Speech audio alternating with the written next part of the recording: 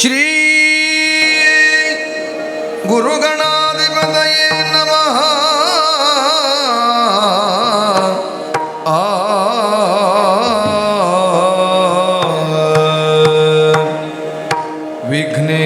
ವಿಘ್ನೇಶಾಯ ಸರಸ್ವತ್ಯೈ ಪಾರ್ವತ್ಯೈ ಗುರವೇ ನಮಃ. ದಕ್ಷಿಣಾಮೂರ್ತಯೇ ಚೈವ ಸರ್ವಕಾರ್ಯಾರ್ಥ ಸಿದ್ಧಯೇ.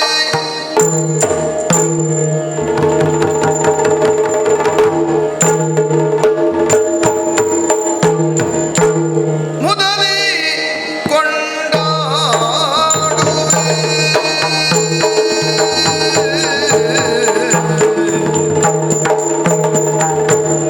ಮುದದಿಂದ ನಿನ್ನ ಕೊಂಡಾಡುವೆನು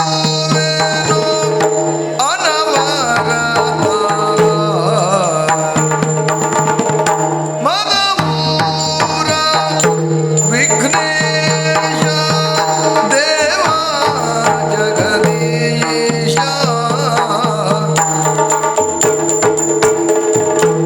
ಮುದದಿಂದ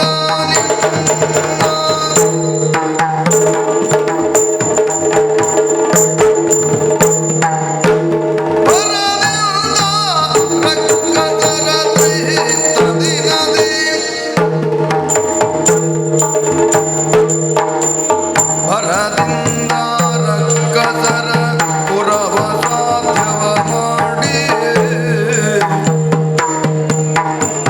ಹರಿ ಮೊದಲು ನಿನ್ನ ಅರ್ಚಿಸಿ ಮೆಚ್ಚಿಸಿ ಅರ್ಚಿಸಿ ನೆಚ್ಚಿಸಿ ಹರವಿರಿಂಚಿಗಳೆಲ್ಲ ಜಯ ಜಯ ಜಯವೆನಲು ವರವಿಂದು ಮೆರೆದೆ ಗಣನಾಥ ಪ್ರಖ್ಯಾತ ದೇವ ಜಗದೀಶ ಮೊದಲಿಂದ ನಿನ್ನ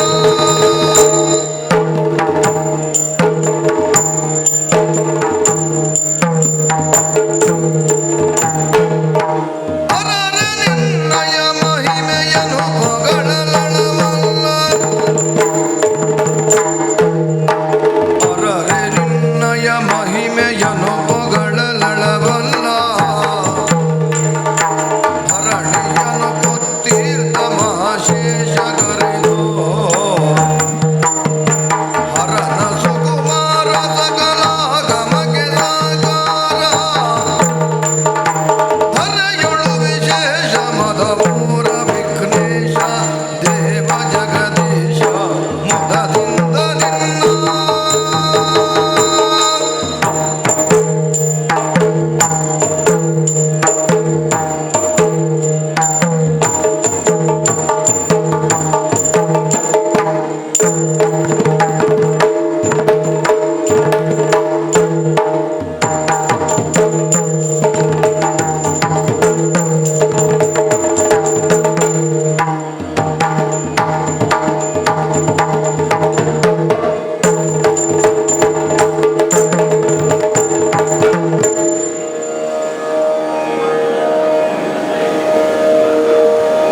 ಇಂದಿರೆಗೆ ತಲೆಬಾಗಿ ಪರಮಾನಂದ ಭಕ್ತಿಯೊಳ ಜನ ಧ್ಯಾನಿಸಿ ವಂದಿಸುವೆ ಶಾರದೆಗೆ ಶಕ್ರಾದಿಯ ಮರರಿಂಗೆರಗಿ. ನಾಂದಿಯೊಳವರ ವ್ಯಾಸ ಮುನಿಪದ ದ್ವಂದ್ವ ಕಾನತನಾಗಿ ಕವಿಗಳ ಸಂದಣಿಗೆ ಬಲ ಬಂದು ಪೇಳುವೆ ನೀ ಕಥಾಮೃತವ. ಆ ಆ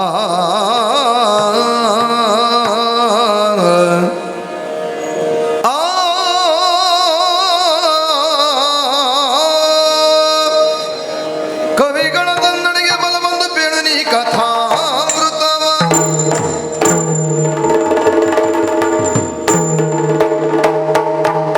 ದೈ ದೈ ತತ್ತಿನ ಧೇ ತತ್ತಿನ ಪಾತೈ ತತ್ತಿನ ಧೇ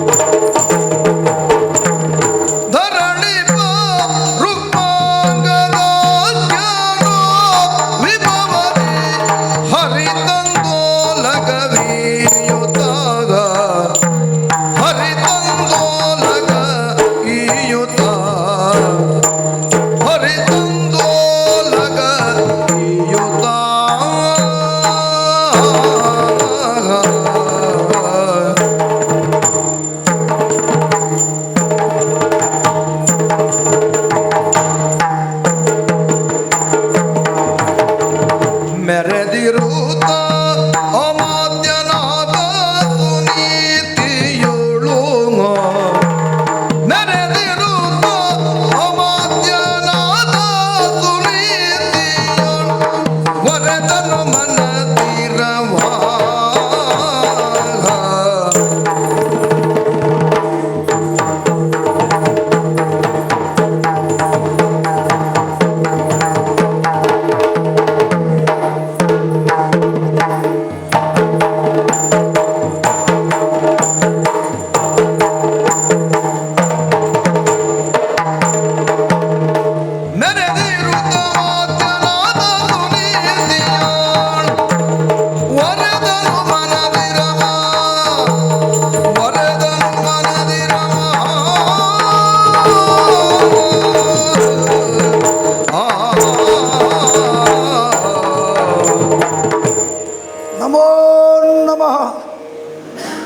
ಒಂದು ದಿವಸ ಓಲಗಸ್ತರಾದಂಥ ಸಂದರ್ಭ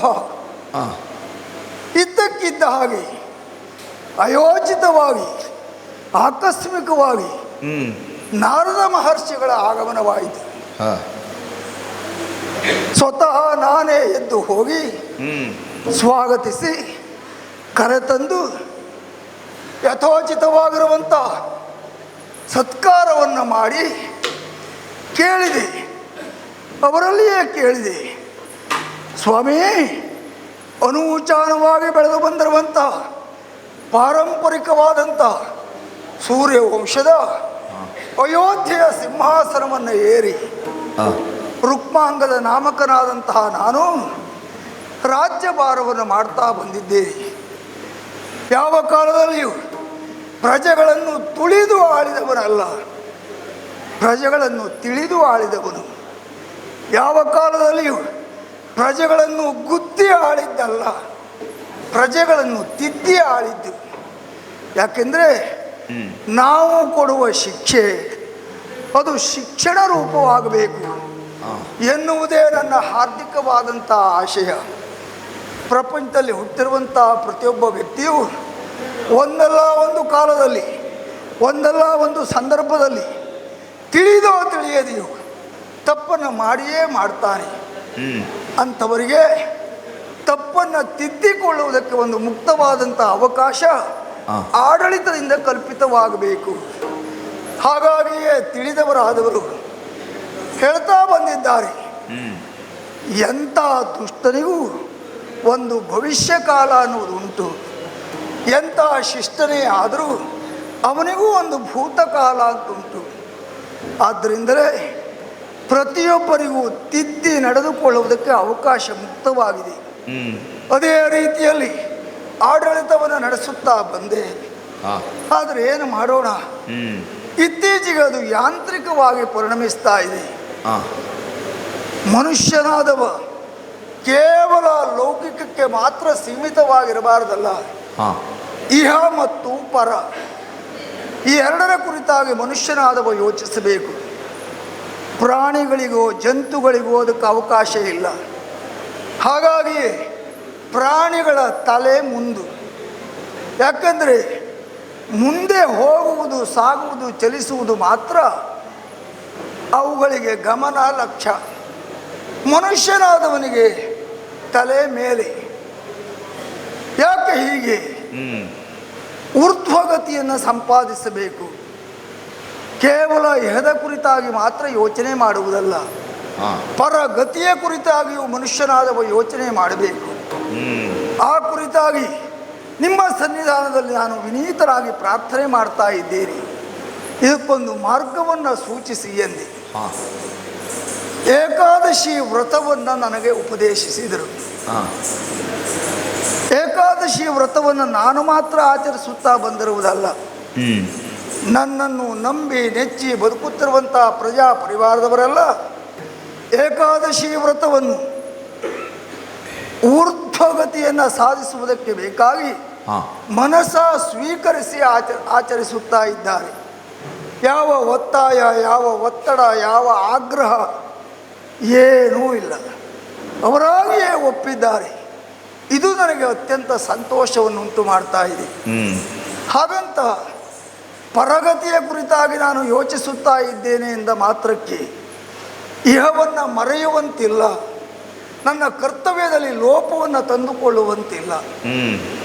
ಈಗ ಅನ್ನಿಸ್ತಾ ಇದೆ, ಹಾಗಾದರೆ ಪರಗತಿಯನ್ನು ಸಾಧಿಸಬೇಕು ಅಂತಾದರೆ ಇಹದಲ್ಲಿಯೇ ಇದ್ದು ಸಾಧಿಸುವುದಕ್ಕಾಗ್ತದ?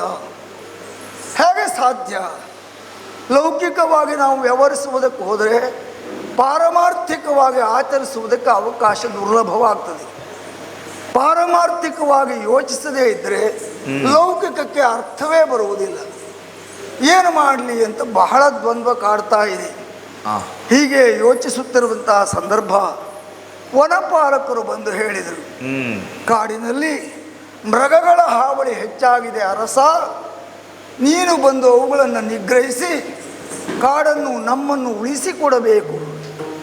ನೋಡಿ, ಹೌದಾ? ಬೇಡ ಅಂದರೂ ಬಿಡುವುದಿಲ್ಲ. ಈಗ ನಾನು ಮೃಗಬೇಟೆಗೆ ಹೋಗಲಿಲ್ಲ ಅಂತಾದರೆ ಕರ್ತವ್ಯದಲ್ಲಿ ಲೋಪವನ್ನು ತಂದುಕೊಂಡಂತಾಗ್ತದೆ. ಮೃಗಬೇಟೆಗೆ ಹೋದೆ, ಮೃಗಗಳನ್ನು ಹನನ ಮಾಡಿದೆ ಅಂತಾದರೆ ಪರಗತಿಗೆ ಅದೇ ಅಡ್ಡಿ ಆತಂಕವನ್ನು ಉಂಟು ಮಾಡ್ತದೋ ಎನ್ನುವಂಥ ಸಂದೇಹವೂ ಕಾಡ್ತಾ ಇದೆ. ಪ್ರಾಯಶಃ ನನಗೆ ಹೀಗೆ ಅನ್ನಿಸ್ತದೆ, ನನ್ನ ಕರ್ತವ್ಯ ಇನ್ನೂ ಮುಗಿಯಲಿಲ್ಲ, ನನ್ನಿಂದ ಆಗಬೇಕಾದದ್ದು ಇನ್ನೂ ಇದೆ. ಹಾಗಾಗಿಯೇ ಪರಗತಿಯತ್ತ ನನ್ನ ಯೋಚನೆ ಮೂಡಿದರೂ ಅದಕ್ಕೆ ಸಮರ್ಪಕವಾದಂಥ ಅವಕಾಶ ಕಲ್ಪಿತವಾಗ್ತಾ ಇಲ್ಲ. ಎಲ್ಲವನ್ನೂ ಕಾಲ ನಿರ್ಣಯಿಸಬೇಕಲ್ಲ.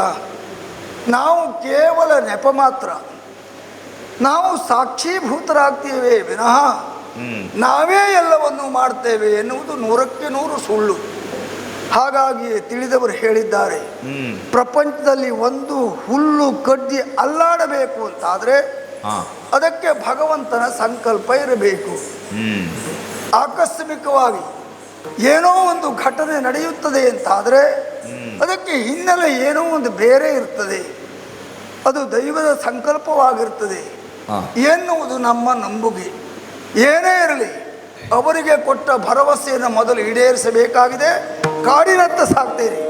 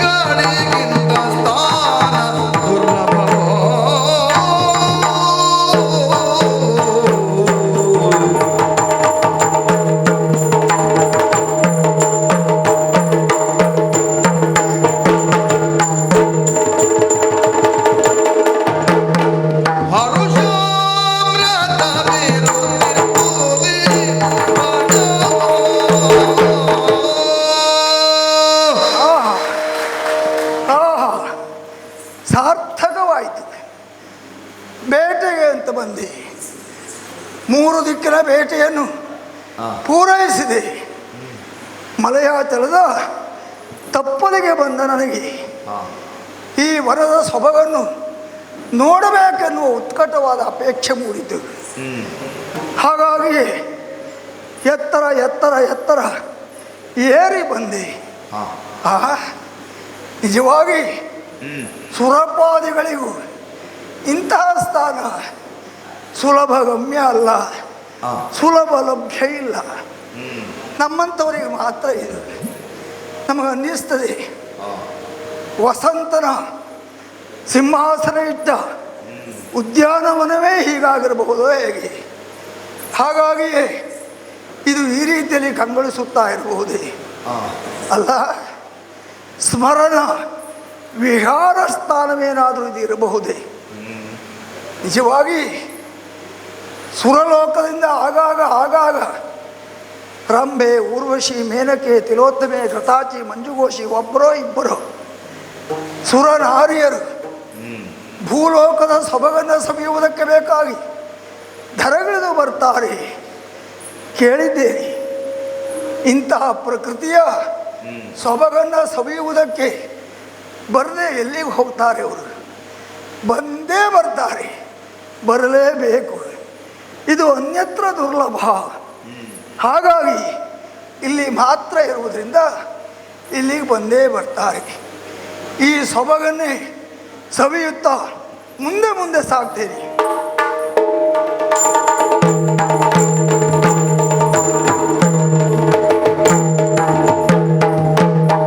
ಬಂದಳು ನಸುನಾಗೆ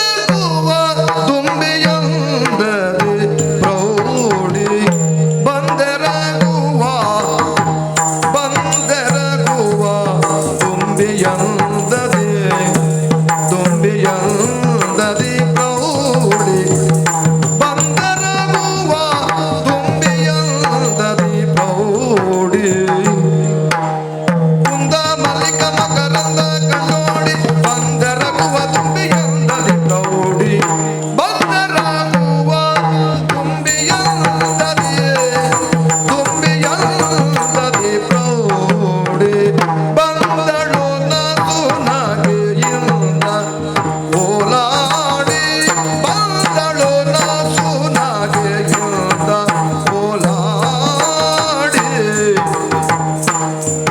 ಓಲಾಡಿ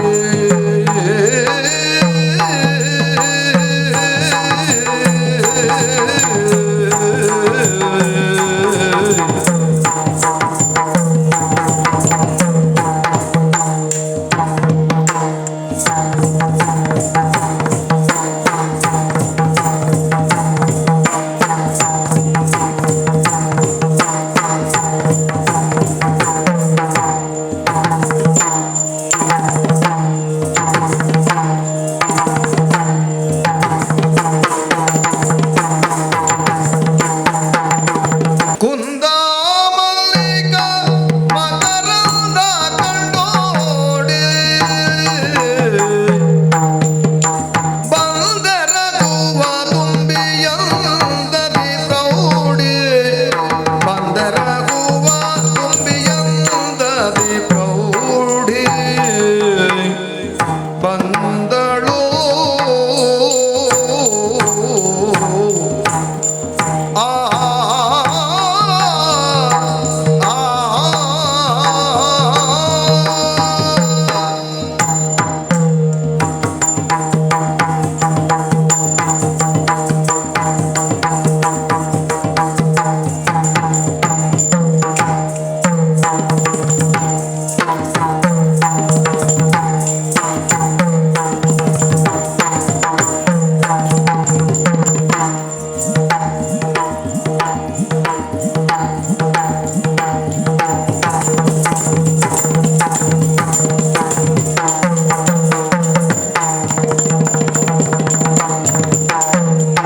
ಬಂದಳು ನಸು ನಗೆಯಿಂದ ಓಲಾಡಿ ಮಂದಗತಿಗಳಿಂದ ಮುಂದೆ ನೋಡಿ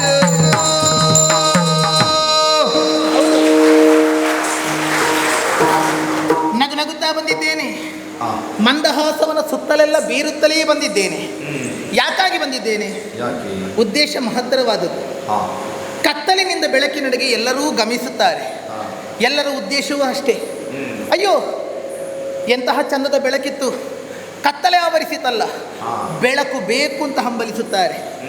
ಆದರೆ ಬೆಳಕಿನಿಂದ ಮತ್ತೆ ಬೆಳಕಿನೆಡೆಗೆ ಸಾಗಬೇಕು. ಯಾವುದು ನಿಜವಾದಂತಹ ಬೆಳಕು? ಯಾವುದು? ಆ ಪರತತ್ವದ ಆ ಮೋಕ್ಷ.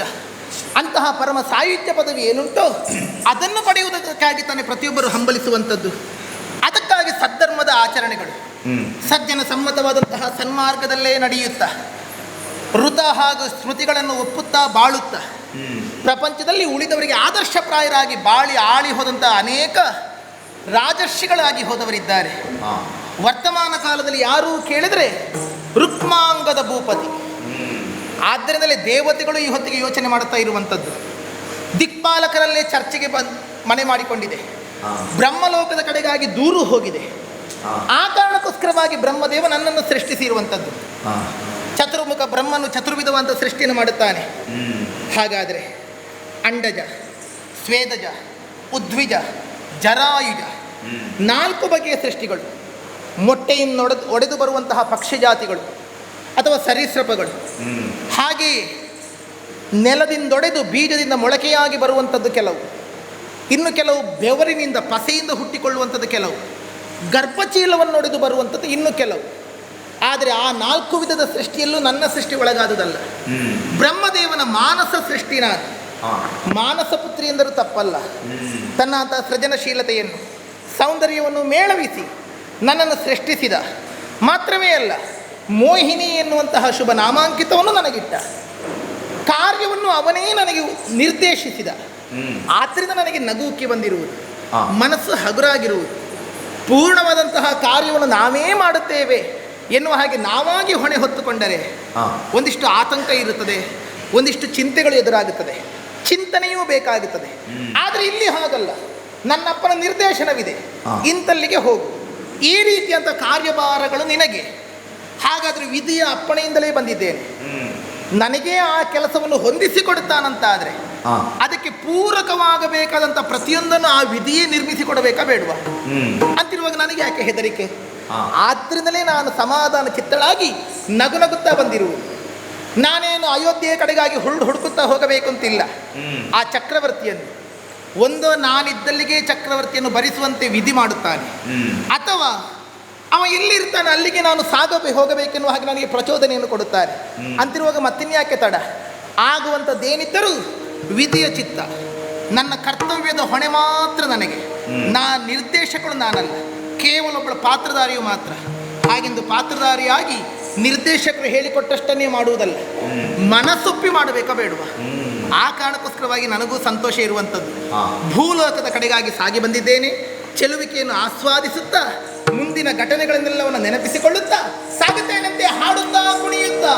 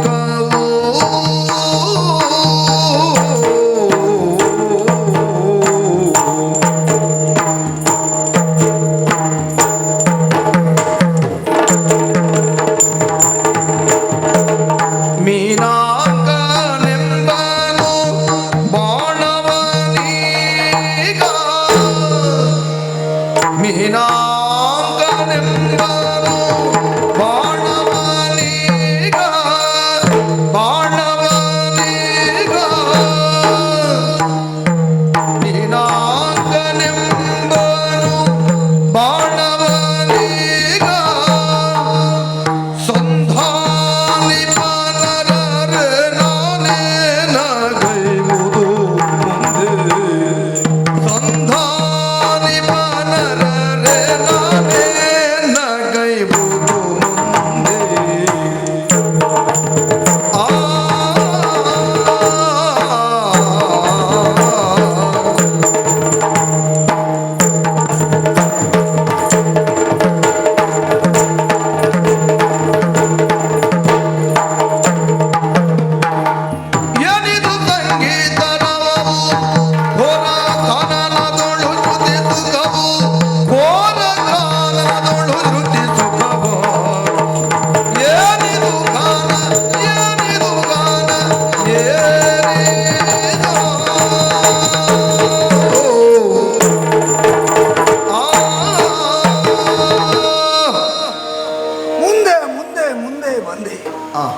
ಇದ್ದಕ್ಕಿದ್ದ ಹಾಗೆ ಈ ಕಾಲದ ಮಧ್ಯದಲ್ಲಿ ಒಮ್ಮಿಂದೊಮ್ಮೆ ಗಾಯನ ಎಂತಹ ಮಾಧುರ್ಯ, ಅದೆಂತಹ ಸುಸ್ವರ ಕೇಳುವುದಕ್ಕೆ ತೊಡಗಿತು.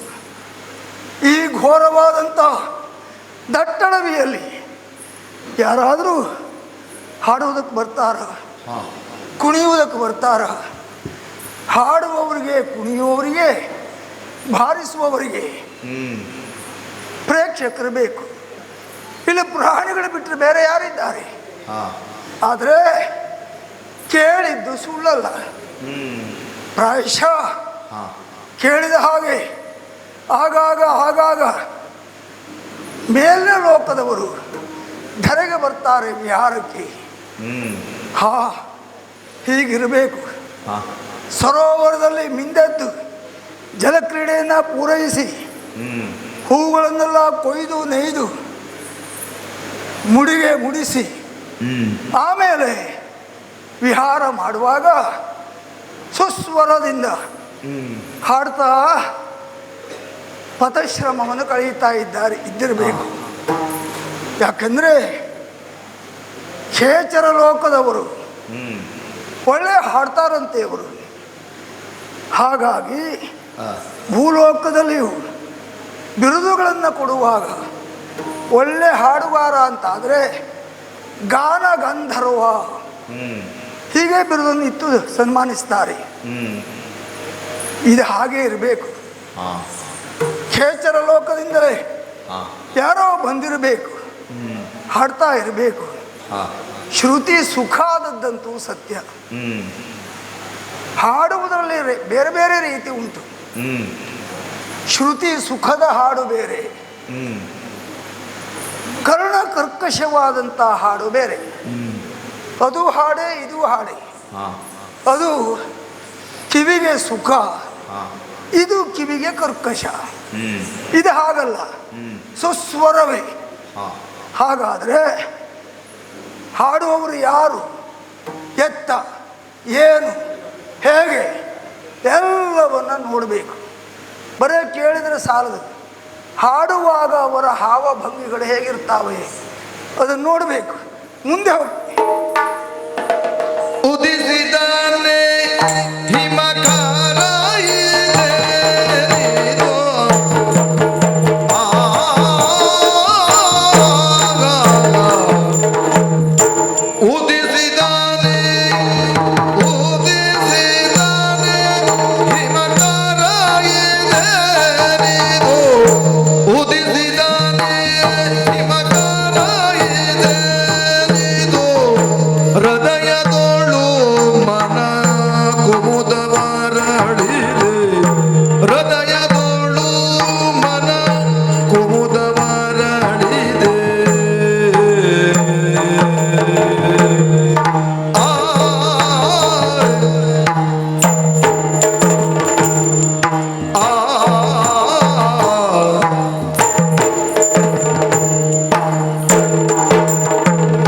ವಿಧು ಪಗಲಿನೋ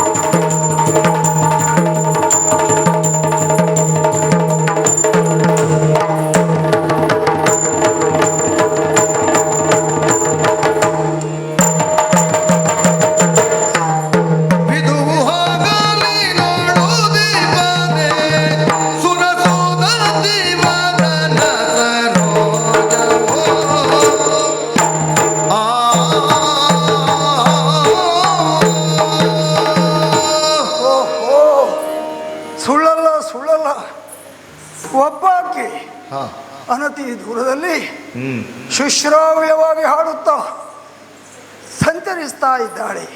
ಹಾ ಅವಳ ಮುಖವನ್ನು ನೋಡಿದರೆ ಹ್ಮ್ ಏನು ಚಂದ್ರನೇ ಉದಯಿಸಿದ್ದಾನು ಅಲ್ಲ, ಆಕೆಯ ಮುಖಮಂಡಲದಲ್ಲಿ ಹ್ಮ್ ಬಿಡಾರವನ್ನು ಹೂಡಿದ್ದಾನು, ಹಾ ಹೀಗೆ ಭಾಸವಾಗ್ತಾ ಇದೆ. ಅಷ್ಟು ಅಂದ, ಅಷ್ಟು ಚಂದ. ಚಂದ್ರಿಕೆ ಎಲ್ಲೆಲ್ಲಿಯೂ ಆಕೆಯ ಮುಖದಲ್ಲಿ ಚೆಲ್ಲಿದೆಯೋ ಹೀಗೆ ತೋರ್ತಾ ಇದೆ. ಹ್ಮ್ ಅದು ಇದು ಹಗಲು ಹೊತ್ತು. ಹಾ ಹಗಲು ಹೊತ್ತಿನಲ್ಲಿ ವಿಧು ಚಂದ್ರ ಎಂದಾದರೂ ಉದಿಸುವುದಕ್ಕೆ ಸಾಧ್ಯ? ಓಹೋ, ಚಂದ್ರೋದಯ ಆದದ್ದು ಹೌದು. ಹ್ಮ್ ಅಲ್ಲಿ ಚಂದ್ರೋದಯ ಆಗಿದೆ, ಹಾ ಇಲ್ಲಿ ಮನ ಕುಮುದ ಅರಳಿದೆ. ಹಾ ಮನ ಕುಮುದ ಅರಳಬೇಕು ಅಂತಾದರೆ ಹ್ಮ್ ಹಗಲು ಹೊತ್ತಿನಲ್ಲಿ ಅರಳುವುದಿಲ್ಲ. ಹಾ ಸರೋವರದಲ್ಲಿದ್ದಂತಹ ಕುಮುದಗಳು ಸೂರ್ಯನ ರಶ್ಮಿ ತಾಗಿದಾಗ ಬಾಡಿ ಹೋಗ್ತವೆ, ಮುದುಡಿ ಹೋಗ್ತವೆ. ಚಂದ್ರೋದಯವಾದಾಗ ಕುಮುದ ಬರಳುತ್ತದೆ. ಹಗಲು ಹೊತ್ತೇ ಆಗಿರಲಿ, ಹ್ಮ್ ಮನಸ್ಸಿನೊಳಗೆ ಮನ ಕುಮುದ ಅರಳುವುದಕ್ಕೆ ಸೂರ್ಯೋದಯದ ಬಾಧೆ ಇಲ್ಲ. ಯಾಕೆಂದರೆ ಸೂರ್ಯ ರಶ್ಮಿ ಅಲ್ಲಿ ಸೋಂಕುವುದೇ ಇಲ್ಲ. ಏನೇ ಆಗಲಿ ಅವುಗಳನ್ನು ಆದಷ್ಟು ಬೇಗ ತಿಳಿಯಬೇಕಾಗಿದೆ. ಅತ್ತ ಸಾಕ್ತೀನಿ.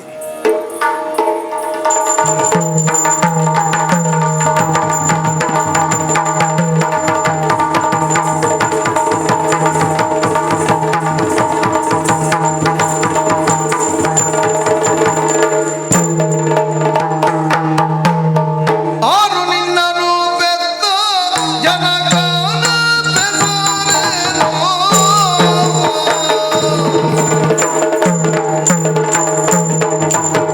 ಆರು ನಿನ್ನನು ಬೆತ್ತ ಜನಗನ ಬೆಸರೇನೋ.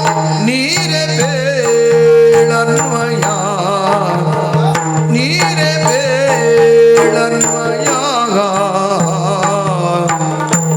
ಘೋರ ಕಾಂತಾರ ಹೊಯ್ತೊಂದಿಗ ನಿಜವಾದ ಕಾರಣವೆಲ್ಲವನು.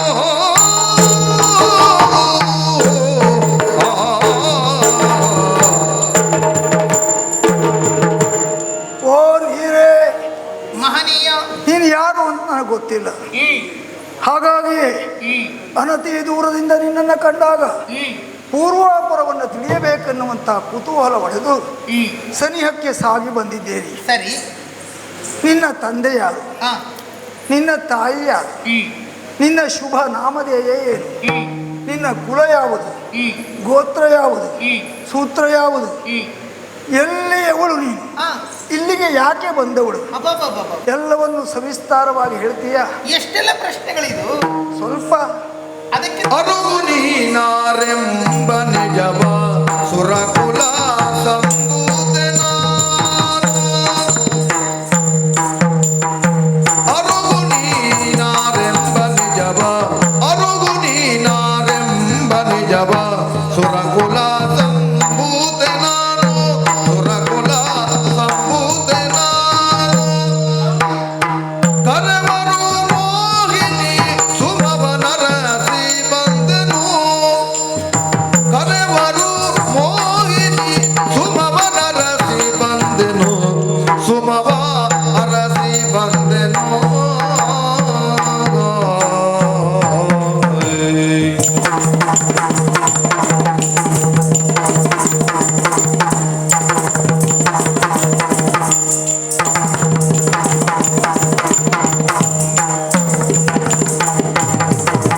ದೊರೆಯ ನೀನಿಗಾವ ನಗರ ಪೊರೆವೆಯೋ ಸದ್ಭೋಗಗಳನ್ನು.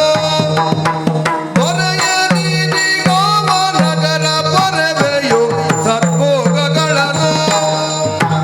ತೊರೆದು ವಿಪಿನಾಂತರದೊಳಗೆ ಜರಿಪೆ ಬೇಳೆಯ. ತೊರೆದು ವಿಪಿನಾಂತರದೊಳಗೆ ಜರಿಪೆ ಬೇಳೆಯ.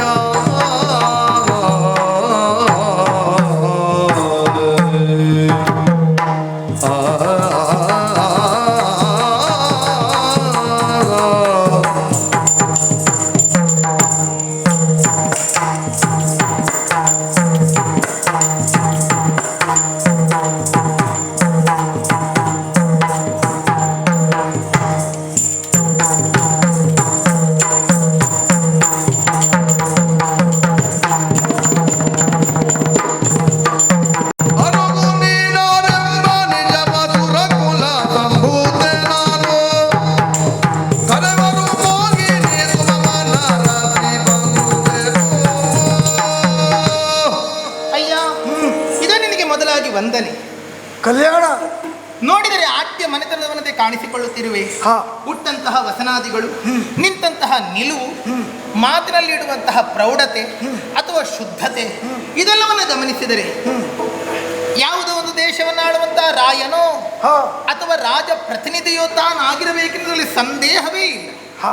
ಅದೇ ಹೌದಾಗಿದ್ದರೆ ಎಲ್ಲಿಂದ ಬಂದಿರೋ, ನಿಮಗೊಂದು ಆಳುವಂತ ಊರುಂಟು ಅಂತಾದರೆ ಅದನ್ನು ತೊರೆದು ಈ ವಿಪಿನಾಂತರದಲ್ಲಿ ನೀವು ಅಲಿದಾಡುವುದಕ್ಕೆ ಕಾರಣವೇನು ನಾನು ತಿಳಿ. ಹಾ. ಹಾಗಂತ ನೀವು ಮೇಲ್ಲೋಕದವರಲ್ಲ. ಹಾ. ಹಾ. ಅದು ನಾನು ಹೇಗೆ ಗಮನಿಸಿದೆ ಗೊತ್ತೇ? ಹಾ. ನಾನು ಮೇಲಿನ ಲೋಕದವರು. ಹಾ. ಹಾ. ಹಾ. ಹಾ. ಹಾ. ನಾನು ಕೆಳಗಿನ ಲೋಕದವನಾದರೂ ಹ್ಮ್. ನೀನು ಮೇಲಿನ ಲೋಕದವಳು ಎನ್ನುವುದನ್ನು ಗಮನಿಸಲೇ ಇಲ್ಲ. ಹೌದೇನು? ಹೌದೌದು, ಗೊತ್ತಾಗಲಿಲ್ಲ. ಸುರರ ವರ್ಗಕ್ಕೆ ಸೇರಿದ ಹೆಣ್ಣು ನಾನು. ಓಹೋ. ಹಾ, ಅಂದ್ರೆ ದೇವಲೋಕದವಳಲ್ಲ, ಹಾ. ದಿವ್ಯ ಲೋಕದವಳು. ದಿವ್ಯ ಲೋಕದವಳು. ಹೌದು. ಅಂದ್ರೆ ಲೋಕದವಳು ಆಗಿರಬಹುದು. ಹಾ, ನನಗೊಂದು ದಿವ್ಯತೆ ಇದೆ. ಸರಿ. ನನ್ನನ್ನು ಕರೆಯುವಂತ ಹೆಸರು ಹಾ. ನನ್ನ ರೂಪಕ್ಕನುಗುಣವಾಗಿ ನನ್ನ ತಂದೆ ನನಗಿರಿಸಿರುವುದು ಹಾ. ಮೋಹಿನಿ ಎನ್ನುವ ಹಾಗೆ. ಒಳ್ಳೆಯ ಹೆಸರು. ಹೌದು. ಆಹಾ. ಮೋಹಿಸುವ ಹಾಗೆ ಉಂಟು. ಹಾ. ಹಾ. ಸೌಂದರ್ಯದಲ್ಲಿ 3 ಪ್ರಕಾರಗಳಂತೆ. ಆರಾಧನ ಸೌಂದರ್ಯ, ಮೋಹಕ ಸೌಂದರ್ಯ, ಮಾದಕ ಸೌಂದರ್ಯ. ಹೌದಲ್ಲ? ಹೌದು. ಆದ್ರಿಂದ ಮೋಹಿಸುವಂತ ರೂಪವು ನನಗುಂಟೆನ್ನುವ ಕಾರಣಕ್ಕೋಸ್ಕರವಾಗಿ ನನ್ನನ್ನು ಪಡೆದವರು ನನ್ನನ್ನು ಆ ರೀತಿಯಾದ ಮೋಹಿನಿ ಎನ್ನುವ ಹಾಗೆ ಹೇಳಿದರು. ಒಳ್ಳೆದಾಯ್ತು. ಹೀಗೆ ವಿಪಿನಾಂತರದಲ್ಲಿ ನಾನಾ ಜಾತಿಯ ಸುಗಂಧಭರಿತವಾದಂತಹ ಸುಮಗಳನ್ನು ಅರಸುತ್ತಾ ನಾನು ಇತ್ತ ಕಡೆಗಾಗಿ ಸಾಗುತ್ತಾ ಇರುವವಳು. ನನಗಾದರೂ ಹೂವಿನ ಅಭಿರುಚಿ ಹೆಣ್ಣು ಮಕ್ಕಳಿಗೆ ಸಹಜ ಅಲ್ಲ. ಹೌದು. ಆದ್ರೆ ನೀವು ಎಲ್ಲಿದ್ದವರು ಇಲ್ಲಿಗೆ ಬಂದಿರಲ್ಲ. ಯಾರು ನೀವು? ನಿಮ್ಮ ನಿಜ ಹೇಳೇ ಇಲ್ಲ. ಕೇಳು. ಧರೆಯೊಳು ಖ್ಯಾತಿಯ ತಳದ ಭಾಸ್ಕರ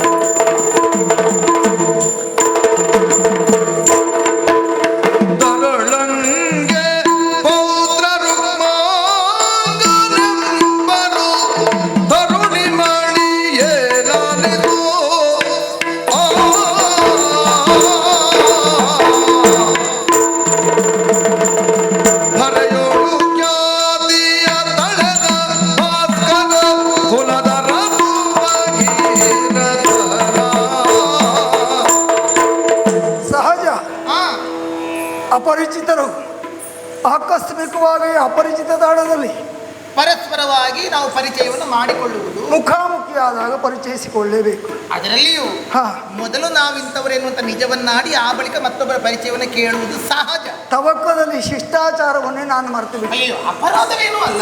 ತವಕದಲ್ಲಿ ಅಂತ ಹೇಳಿದ್ನಲ್ಲ, ಮೊದಲು ನಾನು ಯಾರು ಅಂತ ಹೇಳಬೇಕಿತ್ತು, ಆಮೇಲೆ ಕೇಳಬೇಕಿತ್ತು. ಆದರೆ ನೀನು ಭೂಲೋಕಕ್ಕೆ ಬಂದರು ಇಲ್ಲಿಯ ಶಿಷ್ಟಾಚಾರವನ್ನು ಸರಿಯಾಗಿ ಪರಿಪಾಲಿಸುತ್ತಾ ಇದ್ದಿ. ತಾನಿಂಥವಳು ಆದರೆ ಕೇಳುವ ನೀವು ಯಾರು? ಮೊದಲು ತಾನು ಯಾರು ಅಂತ ಹೇಳಿದೆ. ನನ್ನ ಪೂರ್ವಾಪರವನ್ನು ತಿಳಿದುಕೊಳ್ಳುವುದಕ್ಕಾಗಿ ಪ್ರಶ್ನಿಸ್ತಾ ಇದ್ದೆ. ಈ ಧರೆಯಲ್ಲಿ ವರ್ತಮಾನ ಕಾಲದಲ್ಲಿ ಪ್ರಪಂಚದ ಕರ್ಮ ಸಾಕ್ಷಿಯೆಂದೇ ಗುರುತಿಸಲ್ಪಟ್ಟಿರುವಂಥ ಸೂರ್ಯದೇವನಿಂದ ಉದ್ಭೂತವಾದಂತಹ ಪವಿತ್ರವಾದ ಕುಲ ಸೂರ್ಯವಂಶ. ಹೌದಪ್ಪ, ಸೂರ್ಯವಂಶ ಸಂಭೂತ ನಾನು. ಪ್ರಯತ್ನಕ್ಕೆ, ಸಾಹಸಕ್ಕೆ ಭಗೀರಥ ಪ್ರಯತ್ನ, ಭಗೀರಥ ಸಾಹಸ ಅಂತ ಹೆಸರು. ಹೌದಪ್ಪ. ನಮ್ಮ ಕುಲದ ಮೂಲ ಪುರುಷನೂ ಹೌದವ.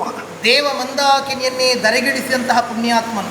ಅಂತಹ ಕುಲದಲ್ಲಿ ಅವನ ಪುತ್ರನಿಗೆ ನಾನು ಪೌತ್ರನಿಗೆ ತರಳ ಅಂದ್ರೆ ಕ್ರತುಧ್ವಜ ನಾಮಕರ ಮಗ ನಾನು. ವರ್ತಮಾನ ಕಾಲದ ಅಯೋಧ್ಯೆಯ ಅರಸು ರುಕ್ಮಾಗದ ಅಂತ ನನ್ನ ಹೆಸರು. ಚಕ್ರವರ್ತಿಗಳು. ಹೌದೌದು. ಧನ್ಯಳಾದೆ ಸ್ವಾಮಿ, ಧನ್ಯಳಾದೆ. ಸರಿ. ಧರಣಿಪತಿಯ ಪರೋಪದಿಂತವ ದರ್ಶನವು ಲಭಿಸಿಗುವುದು. ಧರಣಿಪತಿ ಅಪರೂಪದಿಯು ತವ ದರ್ಶನ ಲಭಿಸಿಗುವುದು. ಪೋಪೆನು ಕರುಣವಿರಬೇಕೆನುತ್ತಾಗ ಅಪರೂಪದಿ ತವ ದರ್ಶನ ಲಭಿಸಿಗುವುದು. ಪೋಪೆನು ಕರುಣವಿರಬೇಕೆನುತ್ತ ಪಿಂದಕ್ಕೆ ತಿರುಗಲಾಸತಿಯೋ. ಧರಣಿಪತಿಯ ಪರೋಪದಿ ತವ ದರ್ಶನವು ಲಭಿಸಿಗುವುದು.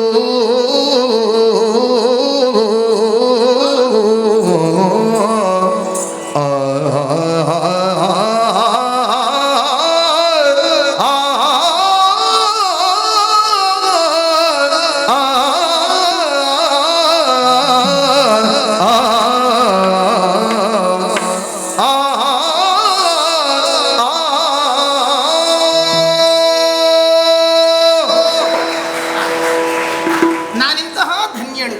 ಹಾ. ದಿವ್ಯ ಲೋಕದಿಂದ ಈ ಭೂಲೋಕದ ಕಡೆಗಾಗಿ ವಿಹಾರಕ್ಕಾಗಿ, ವಿನೋದಕ್ಕಾಗಿ ಅಥವಾ ಪುಣ್ಯ ಸಂಪಾದನೆಗಾಗಿ, ತೀರ್ಥಕ್ಷೇತ್ರ ಪುಣ್ಯಕ್ಷೇತ್ರಗಳ ಸಂದರ್ಶನಕ್ಕಾಗಿ, ಯಜ್ಞ ಯಾಗಾದಿಗಳಿಗೋಸ್ಕರವಾಗಿ ಮೇಲು ಲೋಕದಿಂದ ಕೆಳಗಿಳಿದು ಬರುವ ಕ್ರಮಗಳು. ಹೌದು. ಹಾಗಾದ್ರೆ ಮೂರು ಲೋಕದ ಒಡೆಯನು ದೇವೇಂದ್ರನನ್ನು ಹಾಗೆ ಹೇಳಿಸಿಕೊಳ್ಳುವ ಹೆಗ್ಗಳಿಕೆ ಇದ್ದರು. ನಿಜಾರ್ಥದಲ್ಲಿ ಇಡೀ ಭೂಮಂಡಲದ ಒಡೆಯನೂ ಆಗಿ ಪ್ರತಿ ದೇವೇಂದ್ರನಂತೆ ಕಾಣಿಸಿಕೊಳ್ಳುತ್ತಿರುವಂತಹ ದೊರೆ ನೀವು. ಅಬ್ಬ, ಎಷ್ಟು ಎತ್ತರದ ಯೋಗ್ಯತೆ. ಅದರಲ್ಲಿಯೂ ಪಾವನವಾದಂತಹ ಸೂರ್ಯವಂಶದ ಸಂತಾನ ತಾವು.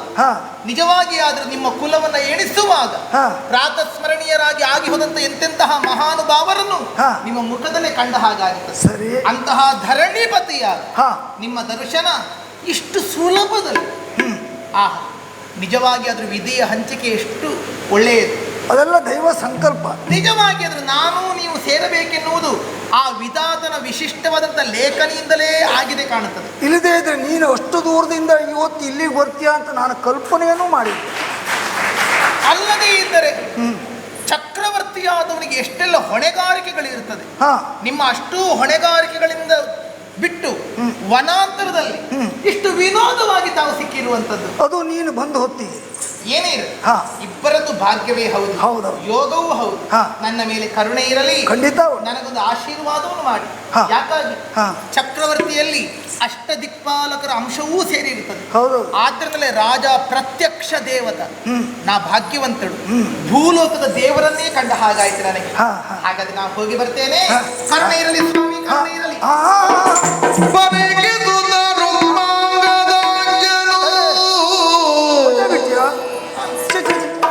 ತರುಣಿಮಣಿ ಪೋಗದಿರು, ತರುಣಿಮಣಿ ಪೋಗದಿರು, ಮನ್ಮಥ ಶರದಿ ಬೆಂಡಾಗಿಗೆನೋ,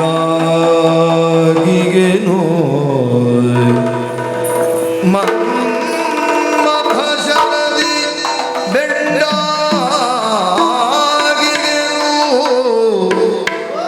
ತೋಷವ ಬಡಿಸಿ ತೆರಳನಲು,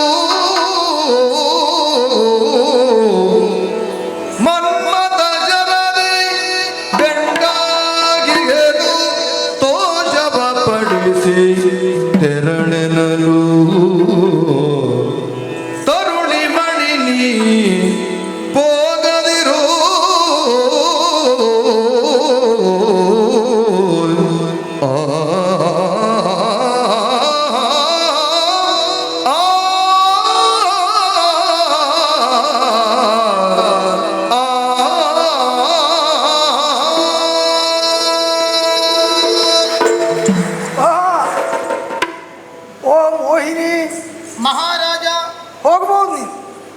ಹೋಗ್ಬೋದು ಹೋಗ್ಬೋದು. ಹೌದಲ್ಲ? ಹಾ ಅಲ್ಲ, ಹೋಗ್ಬೋದು ಹೇಳ್ತೀರಿ, ತಡೀತೀರಿ. ಹೋಗ್ಬೋದು ಅಂತ ಹೇಳಿದೆ, ಯಾವಾಗ ಅಂತ ಕೇಳಿದೀಯಾ? ಅಲ್ಲ ನಾನೇನಾದರೂ ಹೇಳಿದ್ನಾ? ಅಲ್ಲ, ಸಹಜವಾಗಿ ಹೋಗಬಹುದು ಅಂತ ಹೇಳಿದ್ರೆ ಈ ತಕ್ಷಣದಲ್ಲಿ ಹೊರಡುವುದೇ. ಹಾಗಲ್ಲ ಅದು. ನಾವು ಹೊರಡುತ್ತೇನಂತ ಹೇಳಿದಾಗ ಹೋಗಬಹುದು ಅಂತ ಹೇಳಿದ್ರೆ ಆಗಬಹುದು ಅಂತ. ಶಾಶ್ವತವಾಗಿ ನನ್ನೊಟ್ಟಿಗೆ ನೀನು ಇರಬೇಕು ಅಂತ ನಾನೇನು ಬಯಸುವುದಿಲ್ಲ. ಚೇಚೆ, ಅದೆಂತ ಸಾಧ್ಯ? ನಾನು ಕೇಳಿದ್ದೇನೆ, ಏನಂತ? ಸಿಕ್ಕಿದ್ರೂ ದಕ್ಕುವ ಜಾತಿ ನೀವಲ್ಲ. ಹಾಗಾಗಿ ಸಿಕ್ಕಿದಷ್ಟಕ್ಕೆ ನಾವು ತೃಪ್ತಿ ಪಟ್ಕೊಳ್ಬೇಕು. ಇದು ತಿಳಿದವರ ಮಾತು. ಏನೋ ಆಕಸ್ಮಿಕವಾಗಿ ನೀನು ಸಿಕ್ಕಿದ್ದೀಯ, ಧರೆ ಇಳಿದು ಬಂದಿದ್ದೀಯ. ನೋಡಿದೀಯಾ? ಏನು? ಯಾರನ್ನೂ ಅವನು ಬಿಡುವವನಲ್ಲ. ಯಾರಪ್ಪ? ಚಕ್ರವರ್ತಿಗಳನ್ನೂ ಬಿಡುವುದಿಲ್ಲ, ರಾಜನನ್ನೂ ಬಿಡುವುದಿಲ್ಲ, ರಂಕನನ್ನೂ ಬಿಡುವುದಿಲ್ಲ, ಬಡವನನ್ನೂ ಬಿಡುವುದಿಲ್ಲ, ಬಲ್ಲಿದನನ್ನೂ ಬಿಡುವುದಿಲ್ಲ. ಹೆಚ್ಚೇನು, ಜೀವ ಜಂತುಗಳನ್ನೂ ಬಿಡುವುದಿಲ್ಲ. ಆ ಮನ್ಮಥ, ಆ ಮಾರನ. ಹೌದೇ? ನಾನು ಕಾಲನೋ ಅಂತ ಮಾಡಿದೆ. ಅಲ್ಲ ಅದು ಹೌದು. ಯಾರನ್ನು ಬಿಡದಿರುವ ಒಬ್ಬ ಮಾತ್ರ ಕಾಲ. ಅವನು ಹೌದು. ಅದು ಇವನು ಯಾರಿಗೂ ಹಿಡಿದಿಟ್ಟುಕೊಳ್ಳುವುದಕ್ಕಾಗದಿರುವುದು ಒಂದೇ ಕಾಲ. ಹೌದು, ಇವನನ್ನು ಹಿಡಿಯುವುದಕ್ಕಾಗುವುದೇ ಇಲ್ಲ. ಅನಂಗ ತನಗೆ ತನ್ನಂಗವಿಲ್ಲದ ಅನಂಗ ಅನೇಕ ಮಸದ ಇಂಗೋಲುಗಳನ್ನು ನನ್ನ ಮೇಲೆ ಎಸೆದು ಗಹಗಹಿಸುತ್ತಾ ಇದ್ದಾನೆ. ಕಣ್ಣಿಗೆ ಕಾಣುವುದಿಲ್ಲ, ಕೈ ಸಿಗುವುದಿಲ್ಲ. ನಾವು ಪರಿತಪಿಸುವುದು ತಪ್ಪುವುದಿಲ್ಲ. ಹಾಗಾಗಿ ಹೋಗದಿರು ಈಗ. ಮನ್ಮಥ ಶರದಿ ಬೆಂಡಾಗಿಯನು ನನ್ನನ್ನು ಸುಖಿಸಿ ತಣಿಸಿ ಆಮೇಲೆ ಬೇಕಾದ್ರು ಸುರಪುರದ ಗಂಗಳೋಳು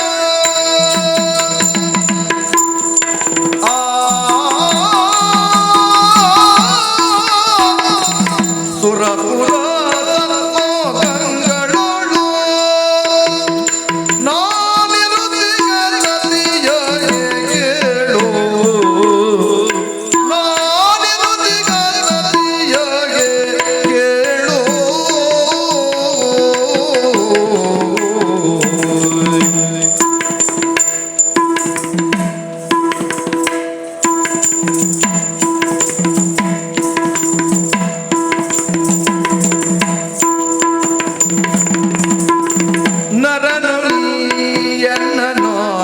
ಬಯಸಲು ಸಾಧ್ಯವೇ? ನರನು ನೀಯನ್ನನು ಬಯಸಲು ಸಾಧ್ಯವೇ? ಬರಿದ ಪುಣ್ಯವ ಗಳಿಸಿ ಎಳೆಯದಿ ಹರುಷದೊಳಗೆನ್ನೊಡನೆ ಬಿಗರಿಸೋ. ಬರಿದ ಪುಣ್ಯವ ಗಳಿಸಿ ಎಳೆಯದಿ ಹರುಷದೊಳಗೆನ್ನೊಡನೆ ಬಿಗರಿಸೋ.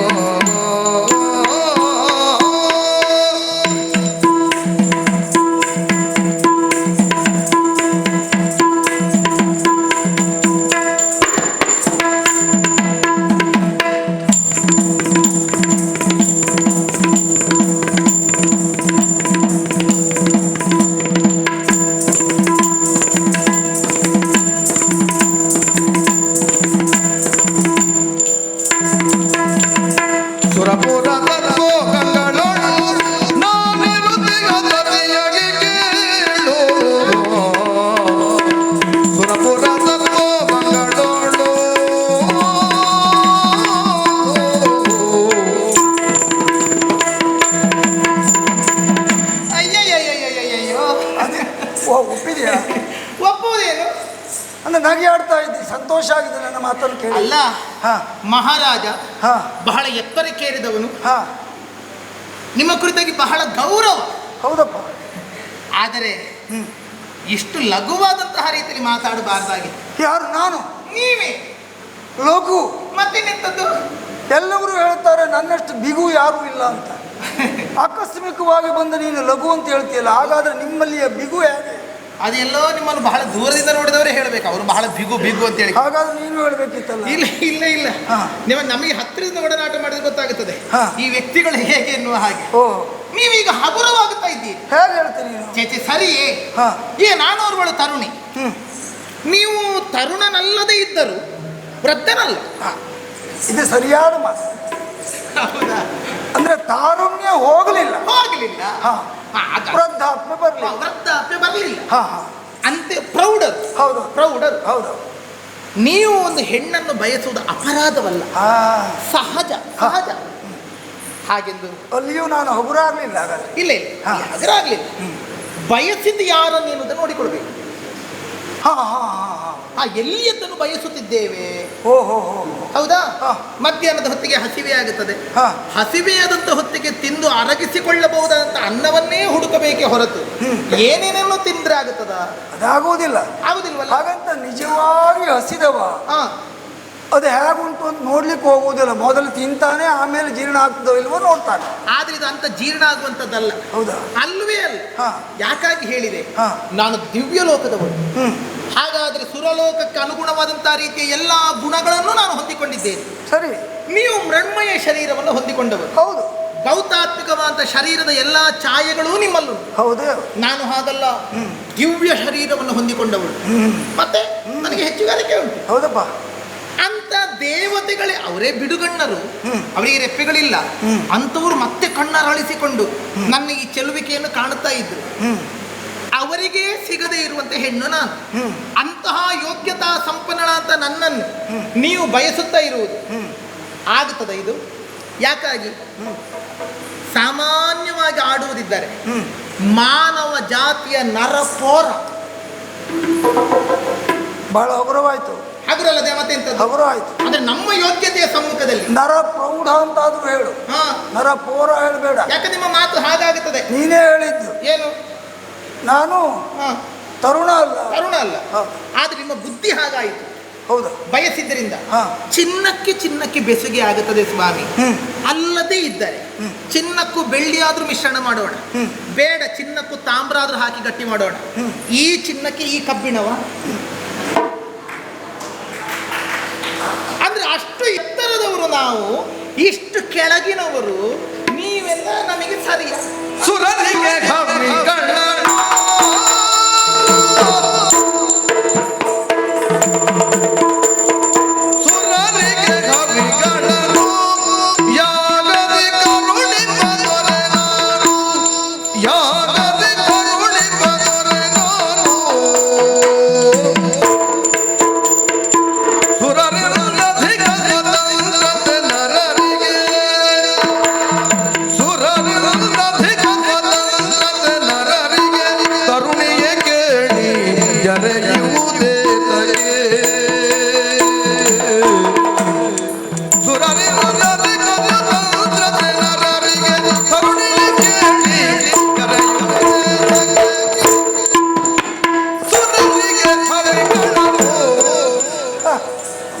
ಬಹಳ ಹಗುರ ಮಾಡ್ತೀನಿ. ಎಲ್ಲೊಂಚೂರು ಕೆಣಕಿದಾಗ ಮತ್ತೆ ಬಹಳ ಚಾಪ್ ಬಂದ ಯಾವಾಗಲೂ ಹಾಗೆ. ನಮ್ಮನ್ನು ಕೆಣಕಿದ್ರೆ ನಾವು ಬಿಡುವುದಿಲ್ಲ. ಅಲ್ಲ, ಈಗ ಸತ್ಯವನ್ನಲ್ವ ನಾನು ಆಡಿದ್ದು. ಕೆಣಕದೇ ಇದ್ರೆ ನಾವು ಎಷ್ಟು ಅಂತ ಗೊತ್ತೇ ಆಗುದಿಲ್ಲ. ಹಾಗಾದ್ರೆ ಒಳ್ಳೆಯದಲ್ವಾ? ಒಳ್ಳೇದೇ. ಕೆಣಕಿದ್ದು ಒಳ್ಳೇದಾಯ್ತು. ಅಂದ್ರೆ ನೀವು ದಿವ್ಯ ಲೋಕದವರು, ನೀವು ಮಾನವ ಲೋಕದವರು, ಜರಾ ಮರಣಕ್ಕೆ ತುತ್ತಾಗುವವರು. ಮತ್ತೆಂತದ? ನಿನ್ನೆ ಹುಟ್ಟುತ್ತೀರಿ, ಇವತ್ತು ಬದುಕುತ್ತೀರಿ, ನಾಳೆ ಸಾಯ್ತೀರಿ. ಹೌದಾ? 3 ದಿನದ ಬಾಳ್ವೆ. ಅದರಲ್ಲಿ ಆ ಮಧ್ಯದ 1 ದಿವಸದಲ್ಲಾದ್ರೂ ನೀವು ಸರಿ ಇರ್ತೀರಾ? ವಾತ, ಕಫ, ಪಿತ್ತ 3 ಬಗೆಯ ರೋಗ. ಇವತ್ತು ಕೈಕಾಲು ಹೇಳಿದ್ರೆ ನಾಳೆ ಗೊರ ಗೊರ ಗೊರ ಗೊರ ಹೇಳುತ್ತದೆ. ಹೌದಾ? ಇನ್ನೊಂದು ದಿವಸ ತಲೆ ತಿರುಗಲಿ ಪ್ರಾರಂಭ ಆಗುತ್ತದೆ. ಇಲ್ಲ ಸಲ್ಲದ ರೋಗ. ಹೌದಾ? ರೋಗ ರುಜಿನಾದಿಗಳು ಅಡಸುವುದು ದೇಹಕ್ಕೆ, ಜರೆ, ತೆರೆ, ಪರೆ, ನೆರೆ ಎಲ್ಲ ಆವರಿಸುವುದು ಶರೀರಕ್ಕೆ. ಅಲ್ಲ, ನಾನು ನಿನಗೆ ಕೇಳ್ತೇನೆ, ಎಂಥದ್ದು? ನಿಮ್ಮ ದೇವಲೋಕದವರಿಗೆ ರೋಗ ಬರುವುದೇ ಇಲ್ವ? ಅಲ್ಲ, ವೈದ್ಯರಿದ್ದಾರೆ. ವೈದ್ಯರು ನಮ್ಮಲ್ಲಿ ನಿಮಗೆ ಕೊಡುವಷ್ಟಿದ್ದಾರೆ. ಇಲ್ಲಿಂದ ಕಳಿಸುವಷ್ಟಿದ್ದಾರೆ. ಹೌದೇ? ಯಾಕೆ ಗೊತ್ತಾ? ರೋಗ ನಿಮಗೂ ಬರ್ತದೆ. ಬರ್ತದಪ್ಪ. ಯಾಕಂದ್ರೆ ನಾವು ಕೇಳಿದ್ದೇವೆ, ಭೂಲೋಕದವರು ವಿಶೇಷವಾಗಿ ತಪಸ್ಸು ಮಾಡಿದ್ರೆ ದೇವಲೋಕದಲ್ಲಿ ರೋಗ ಬರುವುದು, ಇದ್ರೆ ಬರುವುದಿಲ್ಲ. ನಮಗೆ ದೇವಲೋಕದವರು ಹೆಚ್ಚು ಕಡಿಮೆ ಮಾಡಿದಾಗ ಭೂಲೋಕದಲ್ಲಿ ರೋಗ ಬರ್ತದೋ ಅಂತ ಇನ್ನೂ ಸಂಶೋಧನೆಯಲ್ಲಿಯೇ ಉಂಟದು. ಬರುವುದಿಲ್ಲ, ನಾವು ಪರಿಹಾರ ಮಾಡುವುದೇ ಬಿಟ್ಟರೆ ಭರಿಸುವುದಿಲ್ಲ. ಅದಿರಲಿ. ಈಗ ವೈದ್ಯರು ಹಾಗಂತ ಸಾಂಕ್ರಾಮಿಕಾದಿ ರೋಗಗಳನ್ನು ಹರಡುವಂತ ಕೆಲವು ಶಕ್ತಿಗಳು ಉಂಟು. ಹೌದೌದು, ಉಂಟು, ನಮ್ಮಲ್ಲಿ ಉಂಟು. ಕೆಲವು ವೈದ್ಯರು ಇದ್ದಾರೆ, ಇಲ್ಲ ಅಂತ ಹೇಳುವುದು ಇದ್ದಾರೆ, ಆದರೆ ನಮ್ಮಲ್ಲಿಲ್ಲ. ನಿಮ್ಮ ಬೇರೆ ಕಡೆ ವಿಚಾರವನ್ನು ನಾವು ಕೇಳಿದ್ದೇವೆ. ಏನು? ವೈದ್ಯರ ಕುರಿತಾಗಿ ವಿಡಂಬನೆಗಳೇ ಹುಟ್ಟಿಕೊಂಡಿವೆ. ಹೌದಾ? ಸ್ಮಶಾನದ ಪಕ್ಕದಲ್ಲಿ ಒಂದು ಗಂಡು ಒಂದು ಹೆಣ್ಣು ಹದ್ದು ಹದ್ದು ಮಾತಾಡ್ತಾ ಕೊಳ್ತಾ ಇದ್ವಂತೆ. ಏನಂತ? ಈ ಹೊತ್ತು ಏನು ಸ್ಮಶಾನಕ್ಕೆ ಒಂದು ಹೆಣವೂ ಬರಲಿಲ್ಲ ಅಂತ ಹೆಣ್ಣು ಹದ್ದು ಕೇಳಿತಂತೆ. ಹಾ ಆವಾಗ ಗಂಡು ಹದ್ದು ಹೇಳಿತಂತೆ, ಹಾ ಪ್ರಾಯಶಃ ವೈದ್ಯರು ಊರಿನಲ್ಲಿ ಇಲ್ವೋ ಏನೋ ಅಂತ. ಹಾಗಾದ್ರೆ ನಿಮ್ಮ ಊರಲ್ಲಿ ಇರುವಂತ ವೈದ್ಯರು ಬದುಕಿಸುವವರಲ್ವಾ? ಅಲ್ಲಿ ನಮ್ಮ ಊರಿನಲ್ಲಿ ಕಥೆ ಎಲ್ಲ ಹೇಳಿದ್ ನಾನು. ಈಗ ಆ ಬೆಳವಣಿಗೆಯೂ ಆಗ್ತಾ ಇದೆ, ಸಹಜವಾದ ಏನೇನು ಆಗ್ಲಿಕ್ಕಿದೆಯೋ ಒಂದು ವಿಡಂಬನೆ ವಿನೋದ. ಆದರೆ ಎಲ್ಲರೂ ಹಾಗೆ ಅಂತಲ್ಲ. ಸುರರ್ಗಳು ದಿವ್ಯ ಶರೀರವನ್ನು ಹೊಂದಿದವರು. ಮತ್ತೆ ಅವರು ದಿವ್ಯ ಶರೀರದಲ್ಲಿ ಹಾ ಶಕ್ತಿ ಸಂಚನ ಆಗಬೇಕು ಅಂತಾದರೆ ಆದ್ರೆ ಕಾಲ ಕಾಲಕ್ಕೆ ಸರಿಯಾಗಿ ಯಜ್ಞಯಾಗಾದಿಗಳನ್ನು ಭೂಲೋಕದಲ್ಲಿ ನಮ್ಮಂಥವರು ಮಾಡಿಸಿ ಹವಿಸ್ಸನ್ನು ಸಮರ್ಪಿಸಿ ಅವರು ಪ್ರವರ್ಧಮಾನಕ್ಕೆ ಬರುವಂತೆ ನಾವು ಮಾಡುವ. ಈಗ ನೀನು ಹೇಳು, ಒಂದು ಕೆಲಸವನ್ನು ಮಾಡುವಂಥ ವ್ಯಕ್ತಿ ಹೆಚ್ಚು ಅಥವಾ ಆತ ಕೆಲಸವನ್ನ ಮಾಡುವಂತೆ ಮಾಡಿದ ವ್ಯಕ್ತಿ ಹೆಚ್ಚು? ಒಂದರ್ಥದಲ್ಲಿ ಅದು ಪೂರಕ ಅಂತ ಒಂದು ವಿಭಾಗದಿಂದ ಹೇಳಬಹುದು. ಮತ್ತೊಂದು ರೀತಿಯಲ್ಲಿ ಕೆಲಸ ಮಾಡಿಸುವಂತ ವ್ಯಕ್ತಿಯೇ ಹೆಚ್ಚು. ಮಾಡಿಸುವ ವ್ಯಕ್ತಿ ನಾವೇ ಹೆಚ್ಚು. ನಾವು ಮಾಡಿಸುವವರಲ್ವಾ? ನೀವೆಂತ ಮಾಡಿಸೋದು? ನಿಮ್ಮ ಕೆಲಸ ಕೊಡುವುದೇ ನಾವು. ಭಾಗವನ್ನು ಕೊಟ್ರೆ ಅದನ್ನ ಸ್ವೀಕರಿಸಿದ ನೀವು ನಾವು ಇಳೆಗೆ ಮಳೆಯನ್ನ ಕೊಡ್ತೀವಿ. ಹೌದು, ಮಳೆಯಿಂದ ಇಳೆ ಸಮೃದ್ಧವಾಗ್ತದೆ. ಅದೊಂದು ರೀತಿ ಚಕ್ರ ಇದ್ದ ಹಾಗೆ. ಮಳೆ ಆಕಾಶವನ್ನು ಸೇರ್ತದೆ, ಮೋಡವಾಗಿ ಮತ್ತೆ ಧರೆಗೆ ಬರ್ತದೆ, ಮತ್ತೆ ಪುನಃ ಸೇರ್ತದೆ. ನಾವು ಹವಿರ್ಭಾಗವನ್ನು ಕೊಡ್ತೇವೆ, ದೇವತೆಗಳು ಸ್ವೀಕರಿಸ್ತಾರೆ, ಮಳೆಯನ್ನು ಸುರಿಸ್ತಾರೆ, ಅದು ಬೆಳೆಗೆ ಕಾರಣವಾಗ್ತದೆ. ಆವಾಗ ಮತ್ತೆ ಯಜ್ಞ ಯಾಗಾದಿಗಳನ್ನು ಮಾಡಿಸಿ ಹವಿರ್ಭಾಗವನ್ನು ಕೊಡ್ತಾ ಇರ್ತೇವೆ. ಸರಿಯಪ್ಪ, ನಮ್ಮ ವರ್ಚಸ್ಸು ಹೆಚ್ಚಬೇಕು ಅಂತಾಗಿದ್ರೆ, ನಮ್ಮಲ್ಲಿ ಒಂದು ಪ್ರಭೆ ಸದಾ ಇರಬೇಕು ಅಂತಾಗಿದ್ರೆ, ನೀವು ಬೇಕಾದ ಹಾಗೆ ಹವಿರ್ಭಾಗವನ್ನು ಅರ್ಪಿಸಲೇಬೇಕು. ಆದರೂ ಹವಿರ್ವೃತ್ತಿಗೆ ಬೇಕಾದಂತಹ ಎಲ್ಲ ಸೋಪಸ್ಕರಗಳಿದೆ ಅಲ್ಲ, ಅದನ್ನು ಒದಗಿಸಿಕೊಡುವವರೇ ನಾವು, ಹೌದಾ ಅಲ್ವಾ? ಅದೇ ನಾವು ಹವಿರ್ಭಾಗವನ್ನು ಕೊಟ್ಟ ಮೇಲೆ ನಮಗೆ ಆಗಾಗ ಬೇಕಾದ ಎಷ್ಟು ಸ್ವಾರ್ಥಿಗಳು ನೀವು ಅಂದ್ರೆ. ಎಂಥದ್ದು ಸ್ವಾರ್ಥಿ? ನಿಮಗೂ ಬೇಕು ಅಂತಲೇ ನೀವು ಕೊಡುವುದು, ನಮಗೂ ಉಣ್ಲಿ ಅಂತ ಕೊಡುವುದೇ ಇಲ್ಲ. ಹಾಗೆ ಹೇಳುವುದಿದ್ರೆ ನೀವು ಯಜ್ಞ ಮಾಡುವುದರಿಂದಲೇ ಬೇಕಾದಂತಹ ಮಳೆಯನ್ನು ಪಡೆಯುತ್ತೀರಿ, ಮಳೆಯಿಂದ ಇಳೆ ತಂಪಾಗುತ್ತದೆ, ಇಳೆ ತಂಪಾದ್ದರಿಂದ ಬೆಳೆ ಬೆಳೆಯುತ್ತೀರಿ, ಬೆಳೆ ಬೆಳೆದನ್ನು ಉಣ್ಣುತ್ತೀರಿ, ಸುಪುಷ್ಟಿಯನ್ನು ಹೊಂದುತ್ತೀರಿ. ಹಾಗಾದ್ರೆ ನೀವು ಕೊಡುವುದೆಷ್ಟು, ನಾವು ಕೊಡುವುದೆಷ್ಟು? ನೀವು ಕೊಡುವುದು ಇಷ್ಟು. ಒಂದು ಹೋಮಕ್ಕೆ ಎಷ್ಟು ಹಾಕ್ತೀರಪ್ಪ? ಇನ್ನು ಮಹಾ ಯಜ್ಞ ಯಾಗಾದಿಗಳು ವರ್ಷಗಟ್ಟಲೆ ನಡೆಯುವಂಥದ್ದೆಲ್ಲ ಉಂಟಲ್ಲ, ವಾಜಪೇಯಿ ಆದಿ, ಅಶ್ವಮೇಧ, ರಾಜಸೂಯದ ಮಹಾ ಯಾಗಗಳು ನಡೆದ್ರೆ ಒಂದು ವರ್ಷಕ್ಕೆ ಆಗುವಷ್ಟು ಹಾಕುತ್ತೀರಿ. ನಾವು ಕೊಡುವುದೆಷ್ಟು? ಸುದೀರ್ಘ ಕಾಲ. ಇಷ್ಟು ಕೊಟ್ಟದಕ್ಕೆ ಅಷ್ಟು ಕೊಡ್ತೇವೆ ನಾವು, ಹೆಚ್ಚಾಗಿ ವೆಚ್ಚ. ನಿಮ್ಮ ಲೆಕ್ಕವೇ ಸರಿ ಇಲ್ಲ. ಎಂತ ಸರಿ ಇಲ್ಲ? ಲೆಕ್ಕ ಆಗಲ್ವೇ? ಭೂಲೋಕದ ಲೆಕ್ಕ ಬೇರೆ, ದೇವಲೋಕದ ಲೆಕ್ಕ ಬೇರೆ, ಪಿತೃಲೋಕದ ಲೆಕ್ಕ ಬೇರೆ. ಲೆಕ್ಕ ಬೇರೆ. ನಮಗೆ ಒಂದು ದಿವಸ ಅಂದ್ರೆ ಒಂದು ಹಗಲು ಒಂದು ರಾತ್ರಿ. ಹೌದು, ನಿಮಗೆ ನಮಗೂ ಹಗಲು ರಾತ್ರಿ ಉಂಟು. ಹಗಲು ರಾತ್ರಿ ಉಂಟು, ಆದ್ರೆ ಎಷ್ಟು ದಿವಸಕ್ಕೆ? ಆಯನ, ದಕ್ಷಿಣಾಯನ, ಉತ್ತರಾಯಣ. ನಿಮ್ಮ 6 ತಿಂಗಳು ನಮಗೊಂದು ಹಗಲು, ಮತ್ತೊಂದು 6 ತಿಂಗಳು ಒಂದು ರಾತ್ರಿ. ಹೌದಾ? ನೋಡಿ ಲೆಕ್ಕ ಎಷ್ಟು ವ್ಯತ್ಯಾಸ ಉಂಟು ನೋಡಿ. ಸಂವತ್ಸರ ನಮ್ಮ ರಾತ್ರಿ ನಿಮ್ಮ 6 ತಿಂಗಳು ಒಂದೇ. ಹೌದು. ನಮ್ಮ ಹಗಲು ನಿಮ್ಮ 6 ತಿಂಗಳು ಒಂದೇ. ಹೌದು. ಹಾಗೆ ನಾವು ಇಷ್ಟು ಕೊಟ್ಟರೆ ನೀವು ಇಷ್ಟು ಕೊಡುವುದು ಒಂದೇ. ಹಾಗಾಗುದಿಲ್ಲ. ಹೌದಾ? ನೀವು ಒಂದು ದಿವಸದಲ್ಲಿ ಎಲ್ಲೋ ಒಂದಿಷ್ಟು ಮಾಡುವುದು, ಹಾಗಾದ್ರೆ ನಮ್ಮ ಇಡೀ ಒಂದು ಹಗಲಾಗ ನಿಮ್ಮ 6 ತಿಂಗಳು, ಹಾಗೆ ನಮಗೆ ಒಂದು ಕ್ಷಣ, ಒಂದು ಕಣ್ಣು ಮುಚ್ಚಿದಾಗಿದ್ರೊಳಗೆ ನೀವು ಇಷ್ಟು ಕಷ್ಟ ಆಗುತ್ತದೆ. ಇಷ್ಟು ಕೊಟ್ಟದಕ್ಕೆ ನಾವು ಕೊಡುವುದೇ ಹೆಚ್ಚೇನು? ಒಂದೇ ದಿವಸ ಕೊಡುವುದಲ್ಲ, ಗೊತ್ತಾಯ್ತು? ಪ್ರತಿ ದಿವಸವೂ ಕೊಡ್ತಾ ಇರ್ತೇವೆ. ಆಯ್ತು ದೊರೆಯೇ, ಈಗ ಆಯ್ತು ಪರಸ್ಪರ. ಈಗ ನೀವು ಕೊಟ್ಟದ್ರಿಂದ ನಮ್ಮ ಪ್ರಭೆ, ನಾವು ಕೊಟ್ಟದ್ರಿಂದ ನಿಮ್ಮ ಸುಪುಷ್ಟಿ ಇರಲಿ. ದೇವತೆಗಳಿಂದಲಾಗಿ ನೀವು, ನಮ್ಮಿಂದಲಾಗಿ ದೇವತೆಗಳಿಂದ ಇರಲಿ. ಇಷ್ಟು ಹೇಳುವ ನೀವು ದೊರೆ. ಹೌದು. ಅಷ್ಟ ಸೌಭಾಗ್ಯಗಳಿಂದ ಪರಿಪೂತನಾಗಿರುವಂಥ ಚಕ್ರವರ್ತಿ, ಹೌದಲ್ಲ? ಅನುಮಾನವೇ ಇಲ್ಲ. ಇದು ನಿಮಗೆ ಊರಲ್ಲಿ ಯಾರು ಹುಡುಗಿ ಕೊಡುವುದೇ ಇಲ್ವಾ? ಅದು ನಿಮ್ಮ ಜಾತಿಯಲ್ಲಿ ಹೆಣ್ಮಕ್ಳು ಬರಗಾಲ ಇಲ್ಲ? ಯಾರು ಹೇಳಿದ್ರು? ಅಲ್ಲ, ಅಷ್ಟೇ ಹೇಳುವವರಿಗೆ ಜಾತಿಯಲ್ಲಿ ಹೆಣ್ಣು ಮಕ್ಕಳು ಬರಗಾಲ ಇಲ್ಲ. ಅಲ್ಲ, ಅಷ್ಟೇ ಇರುವುದಿದ್ದರೆ ಭೂಲೋಕದ ಯಾವಳಾದ್ರೂ ಒಬ್ಬಳು ಸುಂದರಿಯಾದಂಥ ಹೆಣ್ಣನ್ನು ನೋಡಿ ಸತ್ಕುಲ ಪ್ರಸೂದೆಯನ್ನು ಕಂಡು ಹೊಡೆಯುವುದು ಮದುವೆಯಾಗುವುದಪ್ಪ. ನಿಮಗೆ ಮದುವೆ ಆಗಲಿಕ್ಕೆ ಆಗುದಿಲ್ಲ. ನಾವು ದೇವಲೋಕದವರೇ ಬೇಕು ಅಂತ ಹೆಗ್ಗಳಿಕೆ ಅಂತ ಅದಕ್ಕೆ ಇದು ಹಾಗೆ ಕೆಲವು ತಡದ್ದು ಮದುವೆ ಆಗುವವರಿಗೆಲ್ಲ ಇರುವುದು, ನನಗೆ ಅಂಥದ್ದೇ ಬೇಕು ಅಂಥದ್ದೇ ಬೇಕು ಅಂತೇಳಿ. ಕಡೆಗೆ ಎಂಥದ್ದು ಸಿಕ್ಕುದಿಲ್ಲ, ಪ್ರಶ್ನೆ ಬೇರೆ. ನಮ್ಮ ಭೂಲೋಕವನ್ನು ಚೆನ್ನಾಗಿ ಅಧ್ಯಯನ ಮಾಡಿದ್ದೀವಿ. ಹೌದು. ನಿಮ್ಮ ದೇವಲೋಕದ ಕಥೆ ಆಗುಂಟು ಗೊತ್ತಿಲ್ಲ. ಮೊದಲು ಬಂದದನ್ನೆಲ್ಲ ಅದು ಅವಳ ಕಣ್ಣು ಸರಿ ಇಲ್ಲ, ಇವಳ ಹುಬ್ಬು ಸರಿ ಇಲ್ಲ. ಅವಳು ಸ್ವಲ್ಪ ದಪ್ಪ ಆಯ್ತು, ಇವಳು ಸ್ವಲ್ಪ ತೆಳ್ಳಗಾಯ್ತು. ಅವಳು ಸ್ವಲ್ಪ ಹೆಚ್ಚು ಓದಿದ್ದಾಳೆ, ಇವಳು ಸ್ವಲ್ಪ ಓದಲೇ ಇಲ್ಲ ಅಂತ ಆಯ್ತು. ಅಂತೂ ಯಾವುದೂ ಸರಿ ಇಲ್ಲ. ಕಡೆಗೆ ಎಂಥದ್ದಾದ್ರೂ ಅದಿಲ್ಲಪ್ಪ. ಇಲ್ಲ ಇಲ್ಲ ಇಲ್ಲ, ಯಾವುದು ಕಣ್ಣು ಕೈ ಕಿವಿ ಯಾವುದೂ ಸರಿ ಇಲ್ಲ ಅಂತ ತಿರಸ್ಕಾರ ಮಾಡಿದವ ಕಡೆಗೆ ಅದೆಲ್ಲ ಸರಿ ಇದ್ದದನ್ನೇ ಮದುವೆ ಆಗ್ತಾನೆ. ತಲೆ ಮಾತ್ರ ಸರಿ ಇರುವುದಿಲ್ಲ. ಒಂದು ಆದ್ಮೇಲೆ ಇವ್ರಿಗೆ ಸರಿ ಇರುವುದಿಲ್ಲ. ಹೌದು, ಆದ್ರೆ ನನಗೀಗ ಹಾಗಲ್ಲ. ಅಲ್ಲ ಅಷ್ಟೇನು ಅಂತ ನಿಮಗೆ ಮದುವೆ ಆದ್ರೆ ಏನಪ್ಪ? ಮದುವೆ ನಾನು ಮನಸ್ಸು ಮಾಡಿದ್ರೆ 10 ಮದುವೆ ಆದೆ. ಚಕ್ರವರ್ತಿಗಳು ಮದುವೆ ಆಗ್ಲಿಲ್ಲ ಅಂತ ಹೇಳಿದವರು ಯಾರು? ಅಲ್ಲ ಆಗ್ಲಿಲ್ಲ ಅಂತ ಹೇಳಿದವರು ಯಾರು?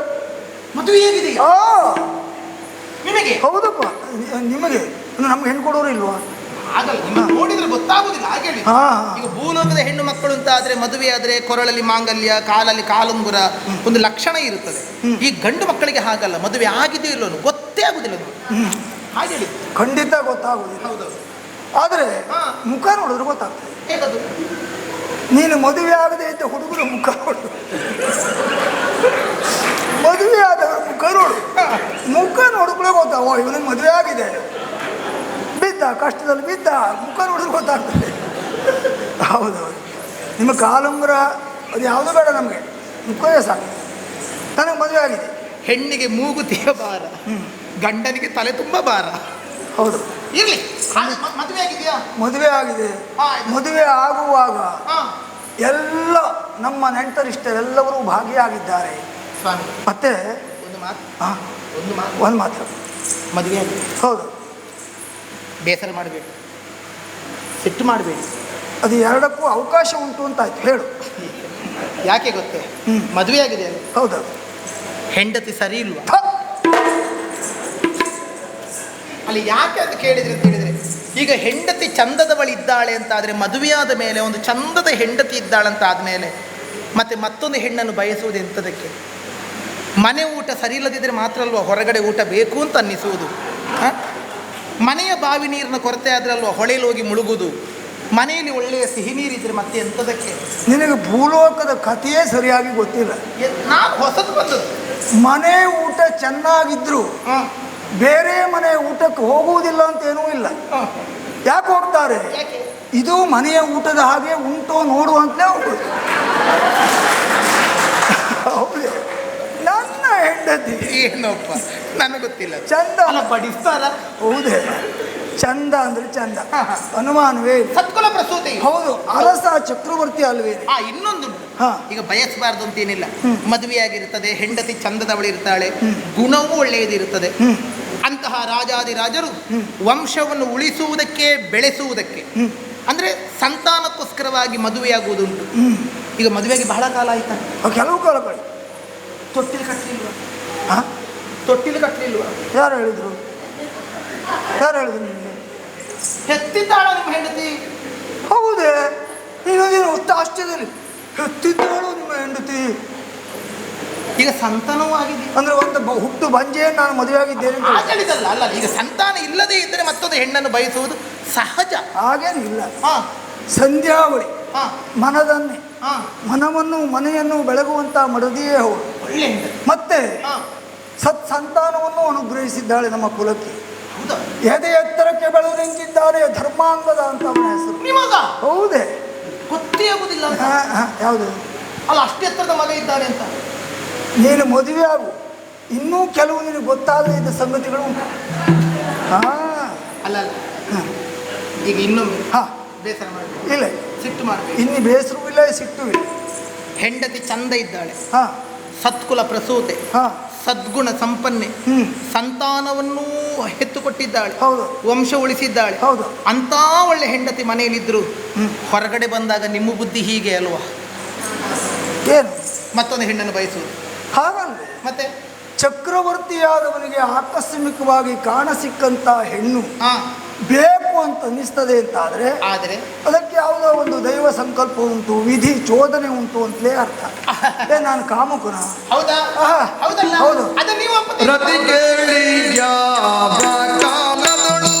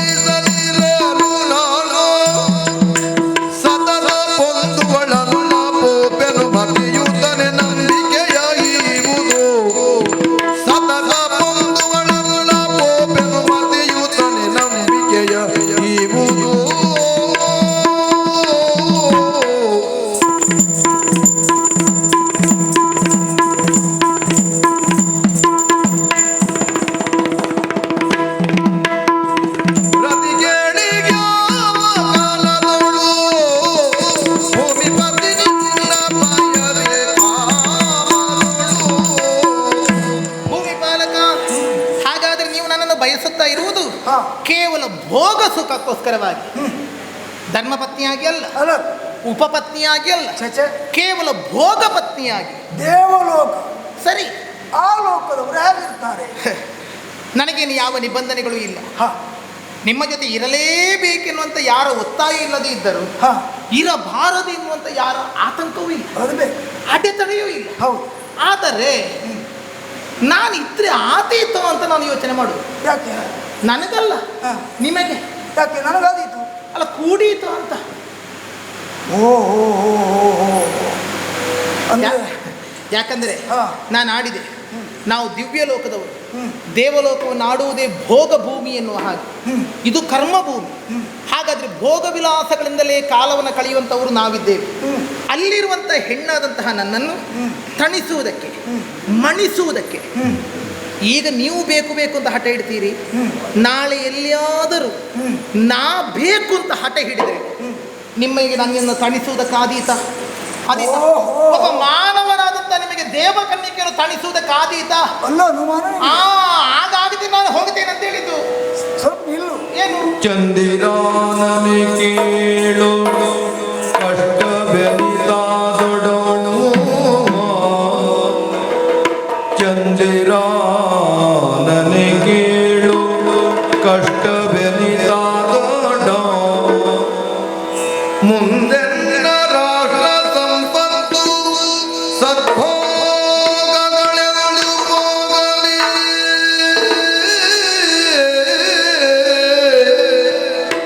ಮುಂದೆ ರಾಷ್ಟ್ರ ಸಂಪತ್ತು ಸದ್ಭೋಗಗಳೆಂದು ಹೋಗಲಿ,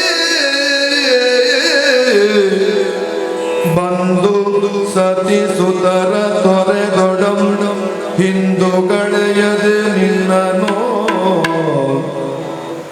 ಬಂದು ಸತಿ ಸುತರ ತೊರೆದೊಡಂ ಹಿಂದುಗಳೆಯದೆ ನಿನ್ನನು, ಚಂದದಿಂದ ಕಾಲದೊಳು ರತಿ ಸುಖಕ್ಕೆಂದು ನೀ ಬಯಸಿದೊಡೆ, ಚಂದದಿಂದ ಕಾಲದೊಳು ರತಿ ಸುಖಕ್ಕೆಂದು ನೀ ಬಯಸಿದೊಡೆ,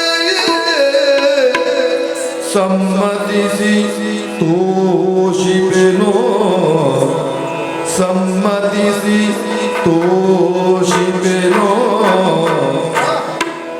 ಎಂದಿಗಾದರೂ ಭಾಷೆ ತಪ್ಪಿ ನಡೆಯುವನಲ್ಲ,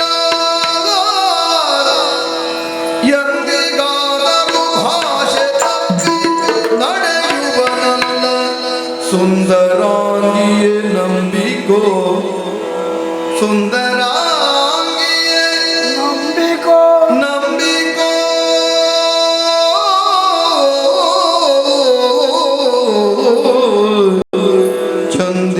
ಚಂದಿರಾನನೆ ಕೇಳು,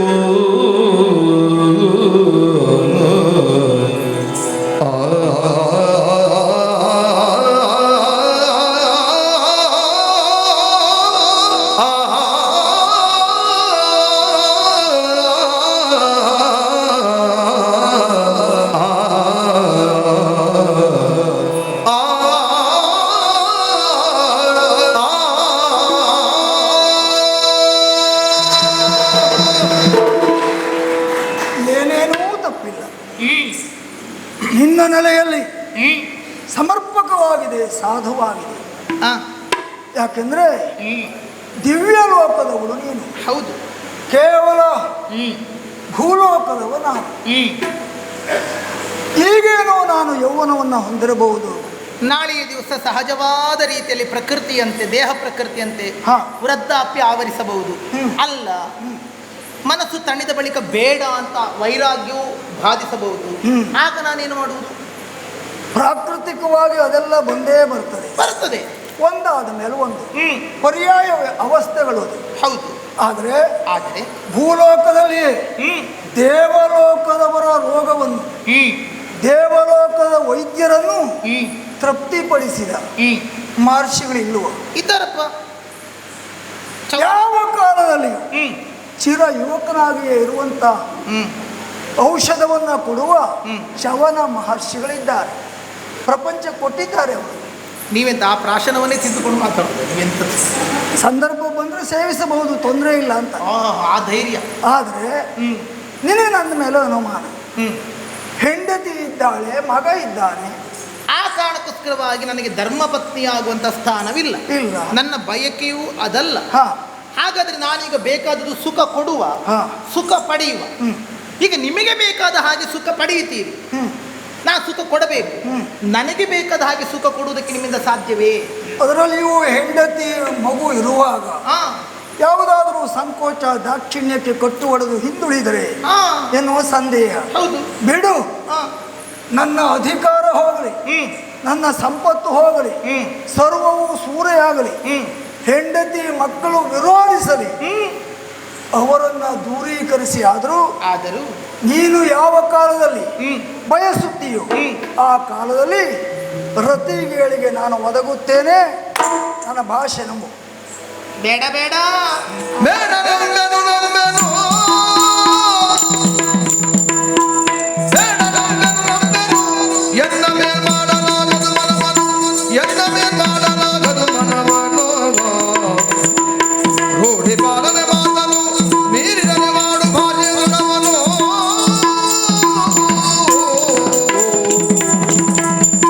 ಬೇಡ ಬೇಡ, ಇದೆಲ್ಲ ಕೇವಲ ಹೆಣ್ಣು ಮಕ್ಕಳನ್ನು ನಂಬಿಸುವುದಕ್ಕೆ ಎನ್ನುವುದು ನನಗೇನು ತಿಳಿಯದೇ ಇದ್ದದಲ್ಲ. ರತಿ ಕೇಳಿ ಸಮಯದಲ್ಲಿ, ಗೋಬ್ರಾಹ್ಮಣ ಹಿತರಕ್ಷಣೆಯ ಕಾಲದಲ್ಲಿ, ಆಪತ್ಕಾಲದಲ್ಲಿ, ಅಂದರೆ ಪ್ರಾಣೋತ್ಕ್ರಮಣ ಸ್ಥಿತಿಯಲ್ಲಿ ಸುಳ್ಳನ್ನಾಡಿದರೂ ದೋಷವಿಲ್ಲ ಅಂತ ಒಂದು ಮಾತು. ಹೌದು, ನಿಮ್ಮ ಭೂಲೋಕದಲ್ಲಿ ಇರು. ಹೌದು, ನಮ್ಮ ಭೂಲೋಕದ್ದೇ ಅದೇ. ನೀವು ಭೂಲೋಕದವರಾದ್ರಿಂದ ನಾನು ಭೂಮಿಗೆ ವ್ಯವಹರಿಸುತ್ತಾ ಇರುವುದರಿಂದ ನಾನು ಆಡ್ತಾ ಇರುವುದು. ಸರಿ. ಹಾಗಾದ್ರೆ ಚಂದದ ಹೆಣ್ಣು ಏನೋ ನನ್ನ ಬಲೆಗೆ ಬೀಳ್ತಾ ಇದ್ದಾಳೆ, ಹೇಗಾದರೂ ಮಾಡಿ ನನ್ನನ್ನು ಒಲಿಸಿಕೊಳ್ಳಲೇಬೇಕೆನ್ನುವ ಕಾರಣಕ್ಕೋಸ್ಕರವಾಗಿ ನೀವು ಈ ಹೊತ್ತಿಗೆ ಆಡಬಹುದು. ನೀ ಕೇಳಿದಾಗ ನಾನು ಏನೇ ಆದರೂ ಬರ್ತೇನೆ. ಹೌದು, ಕೈ ತಟ್ಟು ನಿಮ್ಮ ಕೈ ಮೇಲೆ ಅಲ್ಲ. ನಿಜವಾಗಿ ಹೇಳಬೇಕು, ಎಂಥದ್ದು? ಭಾಷೆ ಕೊಡುವ ವಿಧಾನ ಇದೆ. ಅಂಗೈಯಲ್ಲಿ ಅಗ್ನಿ ಸಾನ್ನಿಧ್ಯ ಇರ್ತದೆ. ಹೌದೇ ಹೌದು. ಹಾಗಾಗಿ ನಮ್ಮ ಕೈ ಮೇಲೆ ಕೈ ತಟ್ಟಿ ಭಾಷೆಯನ್ನು ಕೊಡಬೇಕು. ಸಾಕು. ಅದರಲ್ಲಿಯೂ ಎದುರಿಗಿರುವ ಹೆಣ್ಣಲ್ವಾ? ಹೌದು. ಹಾಗೆಲ್ಲ ಕೈ ಮುಟ್ಟಬಾರದು, ಆ ಕೈ ಹಿಡಿಬೇಕು. ಕೈ ಮುಟ್ಟದ ಕೈ ಹಿಡಿಲಿಕ್ಕಾಗುತ್ತದೆ. ಅದಕ್ಕಾಗಿ ಹೇಳುವುದು ಪಾಣಿಗ್ರಹಣ. ಅದೌದು. ಹಾಗಾಗಿ ಮದುವೆ ಆದ್ಮೇಲೆ ಗ್ರಹಣ ಬಂದೇ ಬರ್ತದೆ ನೋಡಿ. ಈಗಲೇ ಆಡ್ತೀರಿ ನೀವು. ಅದು ಸೂರ್ಯಗ್ರಹಣ ಚಂದ್ರಗ್ರಹಣ ಆದರೂ ಒಂದಿಷ್ಟು ಸಮಯದ ನಂತರ ಬಿಡುತ್ತದೆ. ಬಿಡದೇ ಇರುವ ಕಾಡದೇ ಇರುವಂತ ಒಂದು ಗ್ರಹಣ ಅಂದ್ರೆ ಪಾಣಿಗ್ರಹಣ ಮಾತ್ರ. ಅದಕ್ಕಾದ್ರೂ ಜಪ ನಡೆಯುತ್ತದೆ. ಇದಕ್ಕೆ ಜಪ ತಪ ಯಾವುದು ನಡೆಯುತ್ತೆ. ಹೌದು. ಆದ್ರಿಂದಲೇ ಮದುವೆ ಬೇಡ, ಕೇವಲ ಸುಖ ಮಾತ್ರ. ಅಷ್ಟೇ. ಇಲ್ಲ ಸ್ವಾಮಿ, ನನಗೆ ಯಾಕೋ ಸಂದೇಹಗಳು ಕಾಡುತ್ತಾ ಉಂಟು. ಯಾಕಾಗಿ ಈ ನೆಲ ಮೆಟ್ಟಿದ್ರಿಂದ, ನನಗೆ ಈ ಭೂಲೋಕದ ನೆಲ ಮೆಟ್ಟಿದ್ರಿಂದ ಕೆಲವೆಲ್ಲ ನೆನಪಾಗುವುದು. ಈ ಭೂಲೋಕದ ಹೆಣ್ಣು ಮಕ್ಕಳು ಸಂಶಯ ಪಟ್ಟರೆ ತಪ್ಪಲ್ಲ. ಅದು ನಾನು ನೀವು ಮೊದಲು ಎಷ್ಟೋ ಸಂಶಯ ಪಡಿ, ಆಮೇಲೆ ಸಂಶಯ ಮಾಡಬೇಡಿ. ಅಲ್ಲ, ಅದೇ ಇರುವುದು.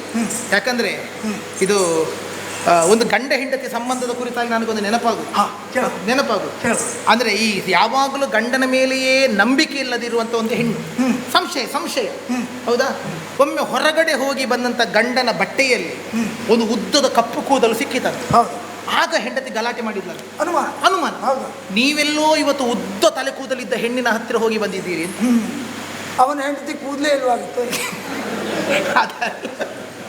ಅಂದ್ರೆ ಉದ್ದ ಕಪ್ಪು ಕೂದಲಿರುವಂತ ಹೆಣ್ಣಿನ ಸಾಂಗತ್ಯ ಮಾಡಿ ಬಂದಿದ್ದೀರಿ ಅಂತ ಅನುಮಾನ ಆಯ್ತು, ಜಗಳ ಆಯ್ತು. ಮರು ದಿವಸ ಬಟ್ಟೆ ಒಗೆಯುವಾಗ ಉದ್ದದ ಬಿಳಿ ಕೂದಲು ಸಿಕ್ಕಿತಂತೆ. ನೀವು ಇವತ್ತು ಯಾವುದೋ ಬಿಳಿ ಕೂದಲಿದ್ದ ಹುಡುಗಿಯ ಹತ್ರ ಹೋಗಿ ಬಂದಿದ್ದೀರಿ ಅಂತ ಗಲಾಟೆ ಮಾಡಿದ್ದು. ಇವ ಸುಮ್ಮನೆ ಇದ್ದ, ಅನುಮಾನ.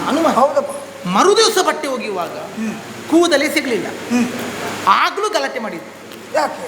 ನೀವು ಇವತ್ತು ತಲೆ ಕೂದಲು ಇಲ್ಲದಿದ್ದವಳ ಹತ್ರ ಹೋಗಿ ಬಂದಿದ್ದೀರಿ.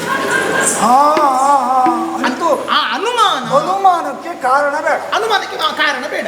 ಅದು ಈ ಭೂಲೋಕದ ನೆಲದಲ್ಲೇ ಇರುವಂತದ್ದು. ಅದು ಮಾನಸಿಕ ರೋಗ, ಮನೋರೋಗ. ನನಗದು ಬರುವುದೇ ಬೇಡ. ಸರಿ, ನನ್ನ ಮನಸ್ಸನ್ನು ನಾನು ಈಗಲೇ ನಿರ್ಮಲ ಮಾಡಿಕೊಳ್ಳುತ್ತೇನೆ. ನಾನು ಅದಕ್ಕಾಗಿ ನಿನ್ನನ್ನು ಮದುವೆ ಆಗ್ತೇನೆ ಅಂತ ಹೇಳಲೇ ಇಲ್ಲ. ಅದೇ ಹೇಳಿದ್ದೆ. ಮದುವೆ ಆಗ್ತೇನೆ ಅಂತ ಹೇಳಿದ್ರೆ ಬಂಧು ಬಾಂಧವರೆಲ್ಲ ಬಂದೇ ಬರ್ತಾರೆ. ಅವರಲ್ಲಿ ಕೇಳಿ, ನಮ್ಮ ಕಷ್ಟದಲ್ಲಿ ಬಂಧು ಬಾಂಧವರು ಒದಗುತ್ತಾರೆ ಎನ್ನುವುದಕ್ಕೆ ಜ್ವಲಂತ ಸಾಕ್ಷಿ ಮದುವೆ ಆಗುವಾಗ ನಮ್ಮ ಬಂಧು ಬಾಂಧವರೆಲ್ಲ ಎಷ್ಟು ಜನ ಬಂದು ಸೇರ್ತಾರೆ, ಬಹಳ ಜನ. ಅವ್ರಿಗೆ ಗೊತ್ತಾಗ್ತದೆ ಹಾ. ನಾಳೆಯಿಂದ ಇವನಿಗೆ ಕಷ್ಟ ಪ್ರಾರಂಭ ಆಗ್ತದೆ ಅಂತ. ಆದ್ರಿಂದ ಮೊದಲೇ ಬಂದ್ಬಿಡ್ತಾರೆ. ಇಲ್ಲ ಹಾಗಲ್ಲ, ಮದುವೆ ಇಲ್ಲ, ಬಂಧು ಬಾಂಧವರಿಲ್ಲ, ನಾನು ನೀನು. ಹೌದು, ಕೇವಲ ಸುಖಕ್ಕೋಸ್ಕರವಾಗಿ ನನ್ನನ್ನು ಹೊಂದುವುದಕ್ಕೆ ಇಷ್ಟೆಲ್ಲ ವೈಭವ ಮಾಡಿ ಹೇಳ್ತೀರಲ್ಲ. ನನಗೆ ಈ ಭರವಸೆಗಳು ಯಾವುದು ಸಾಕಾಗುವುದಿಲ್ಲ, ನಿಮ್ಮಿಂದ ಹಾಗೆ ನಡೆಯುವುದಕ್ಕೂ ಆಗುವುದಿಲ್ಲ. ಈಗ ಯೌವನ ಇರುವುದರಿಂದ ಅಂತಹ ಹುಮ್ಮಸ್ಸಿನಲ್ಲಿ ಆಡುತ್ತೀರಿ. ಒಂದು ವೇಳೆ ಇದರಿಂದ ಆಗದೇ ಇದ್ದರೆ ಬಿಡ್ತೇನಂತ ಹೇಳುವ ಮಾತು ಬೇರೆ, ಅದಕ್ಕೇನಾದ್ರೂ ಸರಿಯಾದಂತ ನಿರ್ಬಂಧ ಉಂಟು ಅದು ಹೇಳಿ.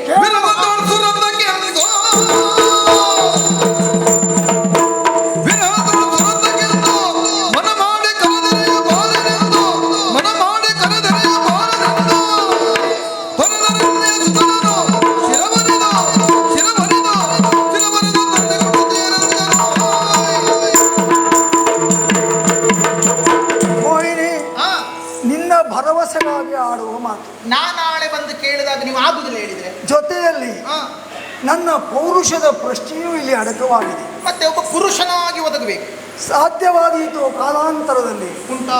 ಹಾಗಾಗಿ ನನ್ನ ಪುರುಷತ್ವದ ಮೇಲೆ ಭರವಸೆ ಇರುವುದರಿಂದಲೇ ಈ ಭಾಷೆಯನ್ನು ಕೊಡ್ತಾ ಇದ್ದೇನೆ. ಹೇಗೆ?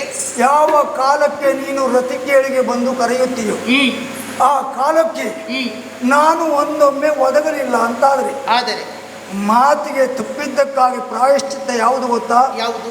ಎದೆ ಎತ್ತರಕ್ಕೆ ಬೆಳೆದು ನಿಂತಹ ನಮ್ಮ ಅಯೋಧ್ಯೆಯ ಉತ್ತರಾಧಿಕಾರಿ ಆಗಬೇಕಿರುವಂತ ಮಗ ಧರ್ಮಾಂಗದರ ತಲೆಯನ್ನು ಕತ್ತರಿಸಿಕೊಡ್ತೇನೆ. ಇದು ನಿಜವಾದಂತ ಒಂದು ಪುರುಷತ್ವದ ಪ್ರತೀಕ. ನನಗೆ ವೃದ್ಧಾಪ್ಯ ಆವರಿಸ್ತಾ ಉಂಟು, ನನ್ನ ಯೌವನ ಹೋಯಿತು ಅಂತ ಯಾವನೂ ದುಃಖಿಸುವುದಕ್ಕಿಲ್ಲ.